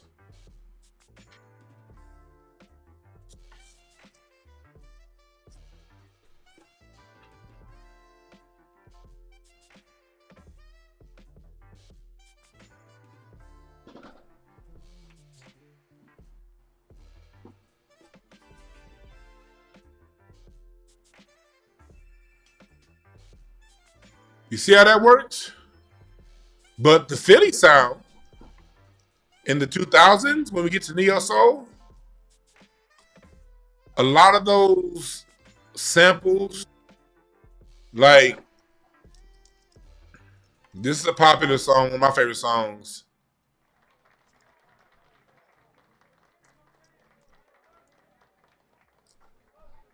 Come on now.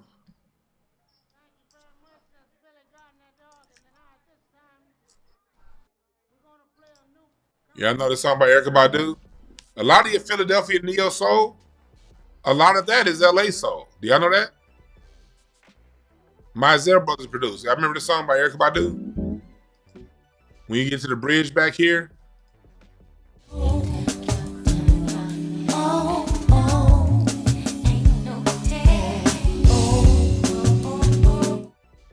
That part right there. That part from Eric, from Times of Wasting, that comes from Johnny Hammond.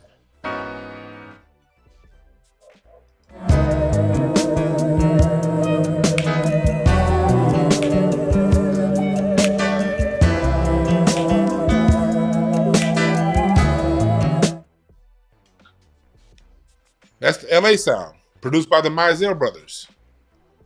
Look up the Mizell Brothers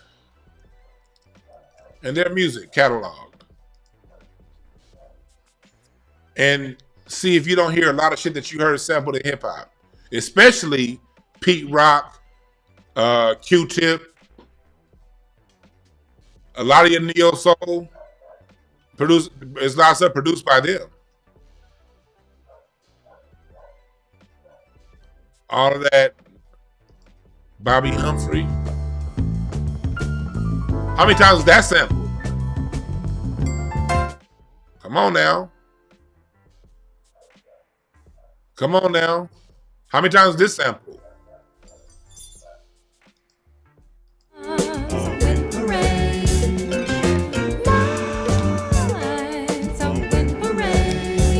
That's the LA sound. But DC and Philly were both greatly impacted by those sounds. You see how that works? It's too many pieces that go into the sauce for us to try to separate at this time. There's only one common denominator, and the common denominator is every innovation was done by a Black American from the soil. That's the one common denominator. Outside of that, this shit's a toss-up, y'all. And y'all can get this music on my contemporary R&B playlist. I got a playlist right now that's on my Patreon. If you're on my Patreon, download my playlist. I update my playlist. So if you haven't checked my contemporary R&B soul playlist and all that stuff on Patreon, check it out. I've updated it recently.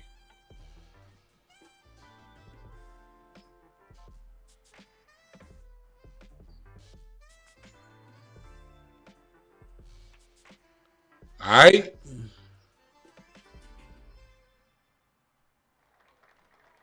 All right. I could talk about this shit for 3 more hours with y'all, honestly. I love talking fucking music. I really could talk about this shit for like 3 or 4 hours. I'm not going to talk that goddamn long, but I could. Because I love music. But I get tired of all of this bullshit. We the best, because look at what we did. Look at what we did. Nigga, everything you doing is standing on the shoulders of what you've been done before. If you don't have no goddamn respect, sit the fuck down and shut the fuck up. We the best. Fuck out of here with that bullshit, nigga, and grow up. I'm going to take a couple phone calls. 323-744-7425. 323-744-7425. I'll take a couple calls. So,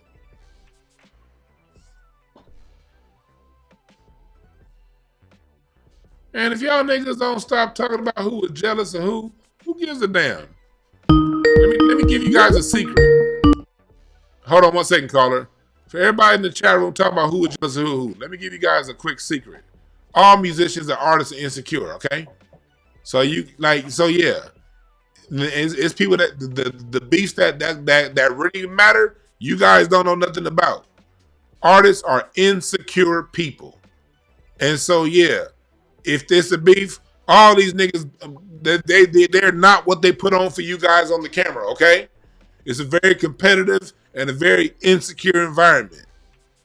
Listen to the music, goddammit, because beefs have been going around since day one, motherfucker, goddammit. What's his name that just died? I'm drawing a blank. That man who just died, Frank Sinatra, they had a beef. It's all kind of shit. The goddamn, what's his name? And I'll get you 1 second, caller. What's his name from, what's that group out of Philadelphia, Hall and Oates? Hall and Oates is suing each other right now, goddammit. That's just music. That's just entertainment. These niggas is insecure like a motherfucker. What's up, caller? What's his name? Where you calling from? What's good, my brother Dwan, the sincere love to God. How you, man? What's up, sincere? What's going on, my brother? Doing great, man. Doing great. Just tuning in, checking you out. Yes, sir. I definitely wanted to chime in on this conversation. Glad you opened up the phone lines. Yes, sir. I got a couple of things I want to ask you, but first, to go back to the conversation about the New York thing, and I came in a little bit late in the middle of when you was playing some of what Willie D and Moe Dee was talking about. But so I could be off a little bit, but you know, this has been a common, in my opinion, misnomer for a long time about New York. Now, I want to be clear because I understand the overall point that you're making, and I agree with it. It's extremely valid and it's important because we gotta separate this whole hip hop conversation from this New York thing because it is absolutely 100% foundational Black American culture. You know what I'm saying? And New York had their part that they played, their contribution that they made, but just engulfing everything in New York, that has to end. You know what I'm saying? So what you're doing is very important. But what I'm saying is, me growing up in New York on the ground level, I understand what people say about the arrogance of New York because I'm not from the boroughs. You know what I'm saying? I'm from north of the boroughs a little bit. Not too far, though. You know what I'm saying? I'm like 45 minutes from the George Washington Bridge. So I grew up, you know, with the New York City experience, but I'm not from there. And so I understand the arrogance that people talk about because just because I'm not from the borough, I would get it. You know what I'm saying? When I went through, the prison system and all of that, people would automatically assume because I wasn't from Brooklyn or I wasn't from the Bronx or whatever, that I wasn't going to be dope. And you know what I'm saying? I always entered into the battles as an underdog just for that reason. And I would have to eat niggas up, you know what I'm saying, to make niggas put respect on it. Just because they never heard of, the town where I was from. They just assumed I was going to be whack. I was going to be corny, you know what I'm saying? So I understand, what it is about that. But my whole life growing up, and I grew up with hip-hop just like you, us on the ground level, we never looked at regions like that when we heard the music. It was either dope or it wasn't. When we heard NWA, when we heard Cube, you know what I'm saying? When we heard Scarface, all of these niggas, we respected it off top. The problem came from the industry itself, which is polluted with tethers. You know what I'm saying? We didn't know that back then. We didn't understand it from that perspective back then, but that's really what it is. You know what I'm saying? Our exposure to a lot of the other regional music came mostly from Your MTV Raps and the video shows and stuff like that. But they wasn't playing it on New York radio. And that's why a lot of the artists from outside of New York felt like New York was hating or New York was blocking or New York didn't want to let other places shine because the radio wasn't playing it. And the radio, like I said, the DJs, the programmers, all of these people are non-FBAs. You know what I'm saying? For us, our cousins is from the South. You know what I'm saying? Our family is from the South. So we didn't look at it no different. You know what I'm saying? We always respected it. So I just wanted to put that out there. And I hear where you come from, brother, because earlier when I started the show, I did say this doesn't cover everybody. It covers the prevailing thought out of New York. And although I hear where you're coming from, whether you're talking to somebody from LA, somebody from Houston, somebody from Dallas, somebody from Atlanta, they all got the same experience when they got to New York when it came to this hip hop thing. So I want to let people just understand that everybody can't be lying. You know what I mean? There's a force I don't that think they're lying. Not necessarily lying, but like there's a force that those of us outside have met with when it comes to big upping where our shit came from. And they all have stories. We heard them about when they came up against that. Cats that go to the Midwest, they go down south and do things, and overall, and again, you're right. It's a lot of tether stuff that's part of it too. That is, but at some point, there are enough non-tethers in New York of stature that can mitigate all this stuff, and they stand quiet. So we got to approach it from that point of view. Because if we don't, these misnomers become, you tell a lie long enough, it become the truth. You know what I mean? So if you tell it as if everything came from this one city and then everyone else bit off this one city, then it's just going to flood out a lot of truth and fact. So it has to be dealt with because that's what's being put out. So since it's being put out like that, no matter who's doing it, we got to deal with it. I understand. It's understood from my perspective. I just think, a lot of those experiences came because, like I said, when they was coming to New York, they was on tour, they was doing radio promo and stuff like that. So they was interacting within that industry. You know what I'm saying? So I'm really speaking just from a ground level. You know what I'm saying? Like, but if you think about it, that's where it matters. If you think about it, that's where it matters the most. Because while they out there in the industry trying to make a living for themselves, they're not out there to come out there and prove you wrong. They're trying to put some dollars in their pocket and rock a show. But they're faced with all this opposition. But when Run DMC come to LA, they got 10,000 people waiting on them at the sports arena with no opposition. That ain't cool.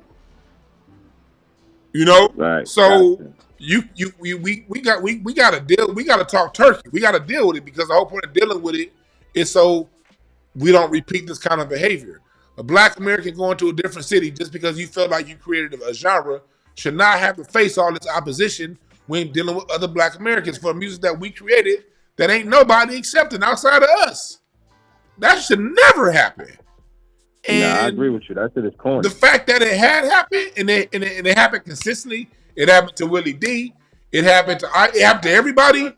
No, and now we hearing all this talk, and we got a Fat Joe problem, and then we got a Melly Mel saying he can say nigga because he's from the Bronx, and New York is Bronx. Now we got, hip hop is all Bronx. Now we got to be like, oh, and it got to go. Right. And some people are going to, deal with it, the consequence, the blowback. But like I said before, as being from LA, I got to deal with the blowback of all this gangster shit. All of us ain't gangster. Most of us couldn't stand these motherfuckers. But the prevailing thought coming out of LA, and it is industry too, but it's gangster. LA and gangster is associated. It's a one-to-one connection with gangsters in LA. So although I'm not gangster, none of my friends are gangster, and I can't stand these fake ass gangsters, I'm still, that's just gonna have to be a bullet that I take because too many these niggas is talking like that. You dig what I'm saying? That's a great point. So, that's a great point. But yeah, I want to get to this call. Go ahead. You get the last point. Go ahead. I got a couple questions for you though, real quick. So I don't want to take up too much time. But when you was talking, you brought up some of the things about neo soul, and I was thinking about this recently too because I've always associated neo soul, and I really don't like the term, but I've always associated neo soul with Philadelphia myself. Mm-hmm. But I was thinking about this recently with the passing of Angie Stone. And I'm like, well, damn, Angie Stone from South Carolina. You know what I'm saying? She was one of the pioneers of the genre. Huh? Did you hear my interview with Jaguar? When Jaguar talked about how, and this is before Angie even died. This was last Wednesday, 2 days before she died. I didn't hear it. I only saw a clip. I didn't Jaguar see the whole interview. She said, Angie, we got to give Angie her flowers, but really she's the one that put the whole Brown Sugar project, the whole mold that Neo Soul followed was a mold that Angie Stone created. But go ahead. Right, exactly. And then, D'Angelo being from VA and Jay Dilla being a big part of that from Detroit. So I'm like, how did we get it that it was a Philadelphia thing? I wanted to ask you that because let me give you a short answer. Philadelphia. Because Philadelphia, a lot of artists, your Music Soul Child, your Jaguar Wrights, your Jill Scotts, they're all from Philly. The Roots were a major part of it. And the Philly got that live music scene. But at the same time, a lot of those albums were recorded at Electric Lady Studios in New York. And so because I think so many artists were from Philly and that made it out. Erykah Badu went to Philly. When she was in Dallas, she was rapping. She switched her whole Woomty Wham Boomty Bam up by going to Philly. She was in New York too. Yeah, New York, and so. But we give, and at the same time, a lot of the melodies and the harmonies that go into the music behind Neo Soul, that comes out of LA Soul, and so, and because they did such a good job of snatching samples that were rare and on B-sides out, people didn't know that those people didn't know they were samples, you just associate sampling with hip hop. They don't even know that these were samples of Mizell Brothers and Roy Ayers and all these musicians out of LA because, and then same thing with DC. So that's why I'm keeping my point the way it is. Even though we can credit maybe a certain particular region for sprouting something up, it still comes out of all of us. You can't. There's nothing that we do that strictly comes from one region. Nothing. Right. All right, last one real quick, and then I'm out of here. Yeah. There's a documentary on YouTube about the origins of gospel. Brother Dorsey, last name Dorsey? Tom Dorsey. Tom Dorsey. I don't know if you ever got a chance to check that out. It's pretty good, but the only thing that was getting on my nerves the entire documentary, they kept referring to the people coming from the South as migrants. Yep. And they kept attributing everything to Africa. That was the thing that was getting on my nerves the most. But other than that, it's a real good documentary. If anybody get a chance, it's on YouTube. Check it out. Yeah, that's what they do. They try to Africanize everything, and they're trying to Southernize everything. And they always leave out what's his name from Philadelphia, Richard Allen, who wrote the first gospel hymn book out of Philadelphia in 1801. They always want to other us and call us migrants and call us Africans. That's all an attempt to disinherit us from our land, man. We got to call that out, man. But thanks for that, man. All right, man. Peace. Yes, I appreciate you. Yes, sir. That's my man Sincere. Y'all follow his channel. I had to give it. The rest of you niggas ain't gonna be able to talk that long. That's my man Sincere, the other guy. Follow his channel. That's my guy right there. So he got a long time. The rest of you niggas got 2 minutes. And I saw something in the chat where y'all talking about Ice Cube. You niggas better motherfucking kiss the goddamn feet of Ice Cube. One of the greatest rappers of all time. Ice Cube's run from Kill at Will, America's Most Wanted, Lethal Injection, The Predator, and Death Certificate. That 4-album run he had right there between 89 and 93 was one of the most authentically great, dope runs in music history. Not just hip-hop history, music history. And if you break down the lyrical content of what he was talking about, it was a forensic analysis of the ills in black society and how to face white supremacy and how to deal with white supremacy. Death Certificate as an album was a fucking prophecy. So instead of arguing over Ice Cube, you better listen to that nigga and get some motherfucking experience in your brain and stop all that top 5 arguing and listen to the lyrical content of what he was saying.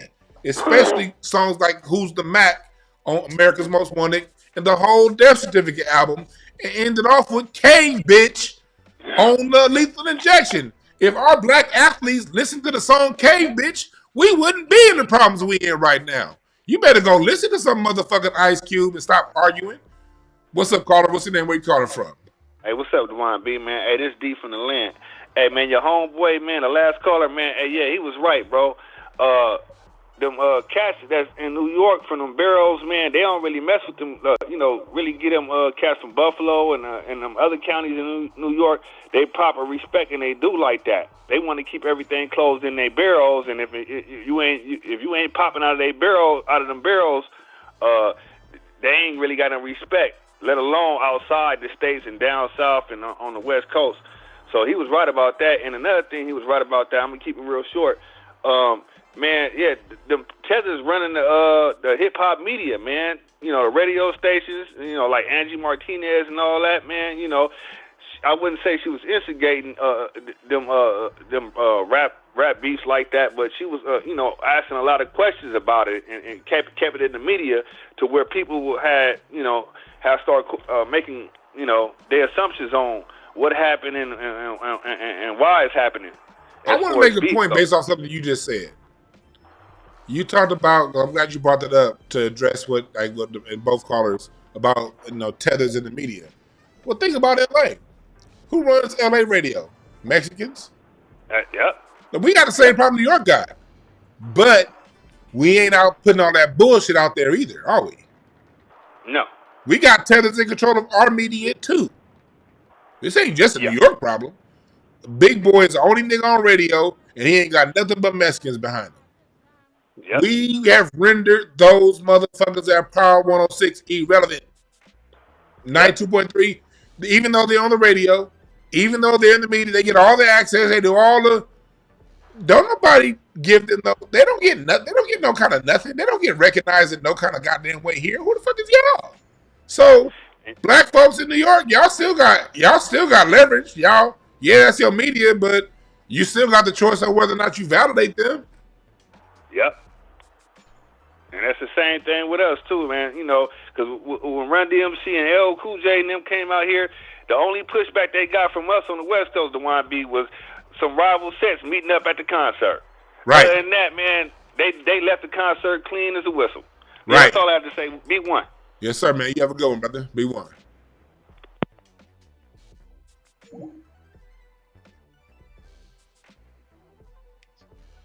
Yeah, like I be hearing all the New Yorkers on the radio, man. LA niggas, the radio is so irrelevant out here. Like, y'all gonna play the same shit over and over again. Y'all ain't playing no local artists.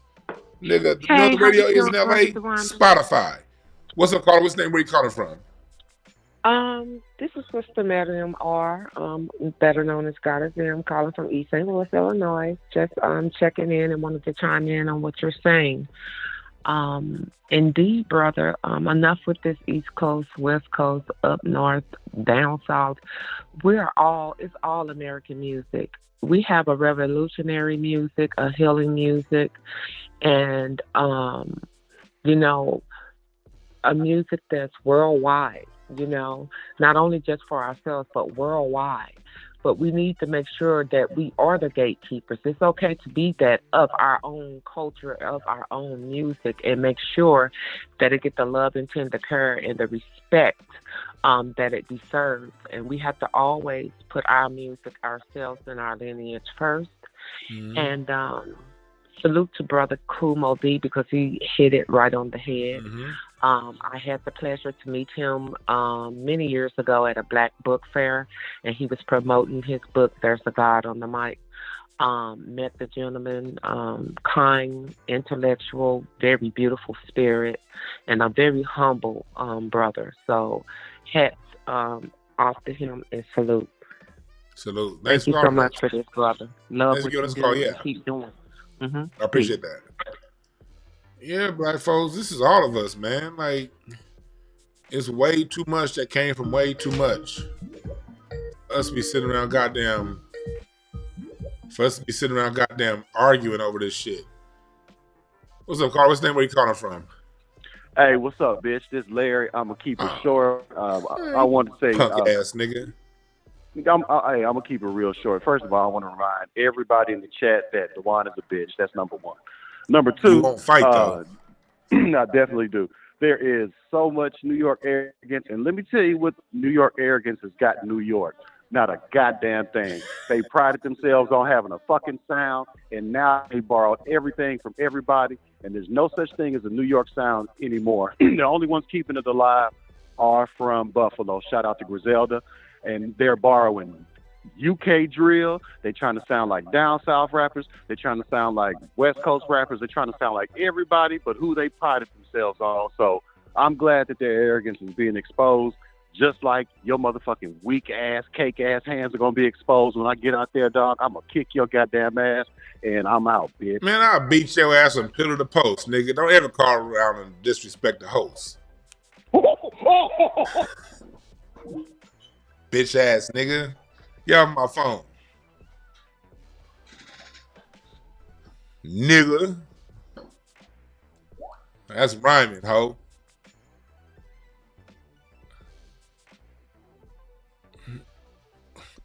So, man, we gotta tell it the whole truth, nothing but the truth. So help us God.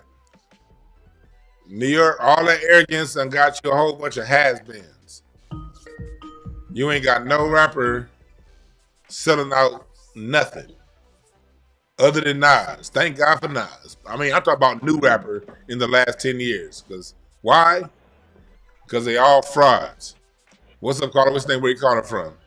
Hey, man, this is MDT from the Bay Area, Richmond, California. MDT. I heard the history, man. I appreciate you teaching me school lessons.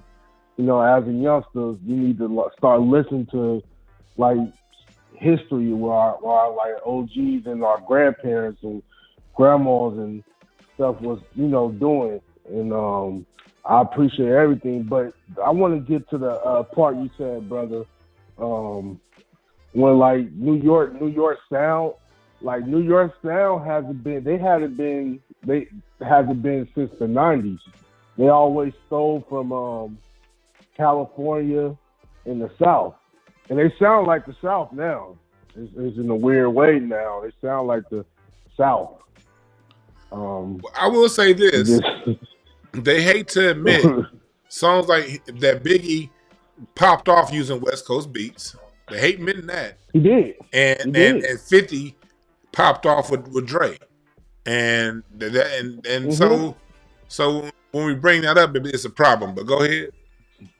And another thing about 50 Cent was like 50 Cent kind of stole for Tupac too, him and Ja Rule. Like they started taking their shirt off with the tattoos and stuff. New York dudes wasn't doing that. Yeah, you know. But I'm just, you know, I just think it's all Black American culture, and we should not go against each other and stuff. But New York, they just don't always be that way, arrogant. Not all. I'm not saying all New York. I'm not saying all New York, but most of them will always have that arrogant cockiness and that's what I do. That's their mentality. It's always been. Yeah, real talk, man. Thanks for giving us a call. Yeah, thank you, brother. Yeah, just on us to check it. Like that shit always just went unchecked. We just be like, all right, y'all loud niggas, you want it? All right, here come a New Yorker, or they're the first to do hip hop. That's what we did in the past. Just now we like, man, we tired of it, nigga. Shit, y'all nigga, I know y'all gonna talk. Goddamn. It'd be different if y'all was giving us some good music right now, then y'all can talk. But y'all ain't even giving us nothing good to talk about. What's up, caller? What's your name? Where you calling from?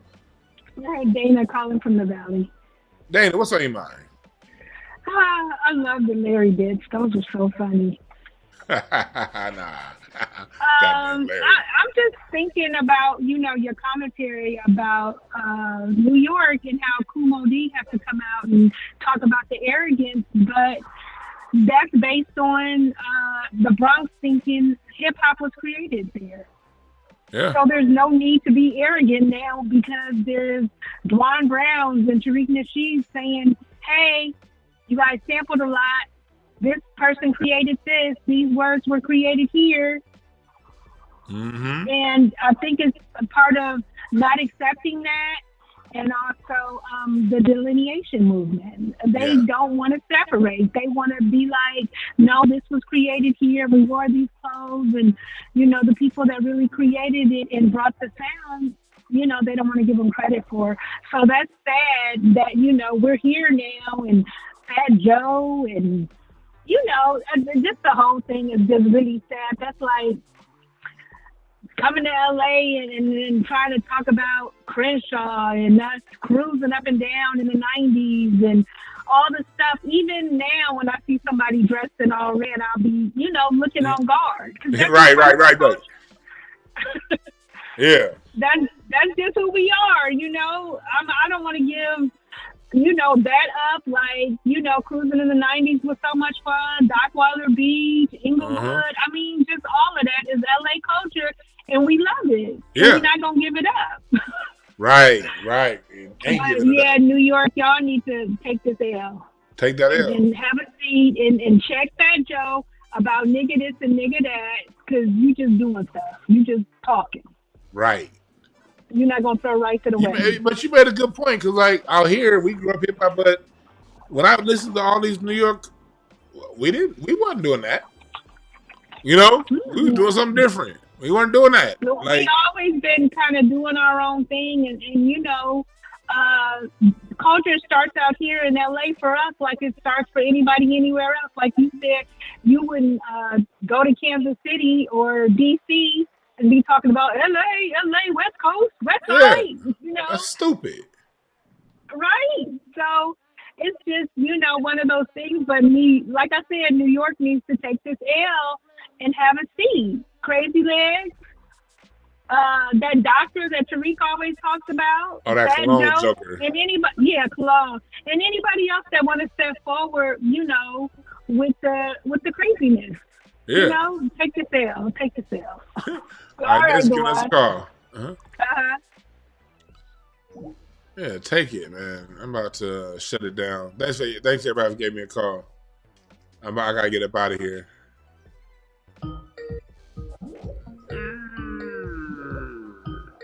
I didn't answer in time. I'm in the clear it out. Yeah. Thank you, everybody gave a call, but yeah, I gotta shut it down. I'm like, it's almost 5 o'clock. I gotta get the fuck out of here. I got shit to do. But yeah, man. In closing out, that's all I want to say, man. Like, look, we're not pulling this out of our ass when we're talking about the arrogance within New York. And that arrogance has gotten this story fucked up. Now the rest of the country got to speak up and say its part so we can get the story. Because the whole point is getting the story right. It ain't about pleasing your feelings. Fuck your feelings. It ain't about nobody's feelings. It's about getting the history correct. So when generations move forward coming along, the future musicians, they can know where to go to get inspiration to figure out where they want to go take their careers. It's because it's people like us who spoke up before us that we know jazz is black and we know the evolutionary pattern of jazz. Matter of fact, you minimize the intelligence of hip hop. You minimize the genius if you try to say everybody stole from this one party that happened on one day at one time in this one city. You minimize all of the evolution that's happened since then. You minimize the genius of Philadelphia and what they brought to the table. You minimize the genius of LA, San Diego, San Francisco, and what they brought to the table, and what goddamn Birmingham, Alabama brought to the table. They may not have had any breakout artists, goddamn it, but they had a producer, they had a dance that people danced to that germinated and went forward. What Virginia brought to hip hop, what the Carolinas brought. You minimize all that to appease your little bullshit ass ego.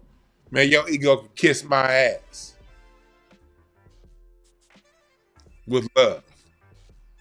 Because it's about everybody, not about you. All right? Thank y'all again for listening. Remember, there are no perfect messengers. Only perfect messages for those willing to pick up the game. Y'all have a good one.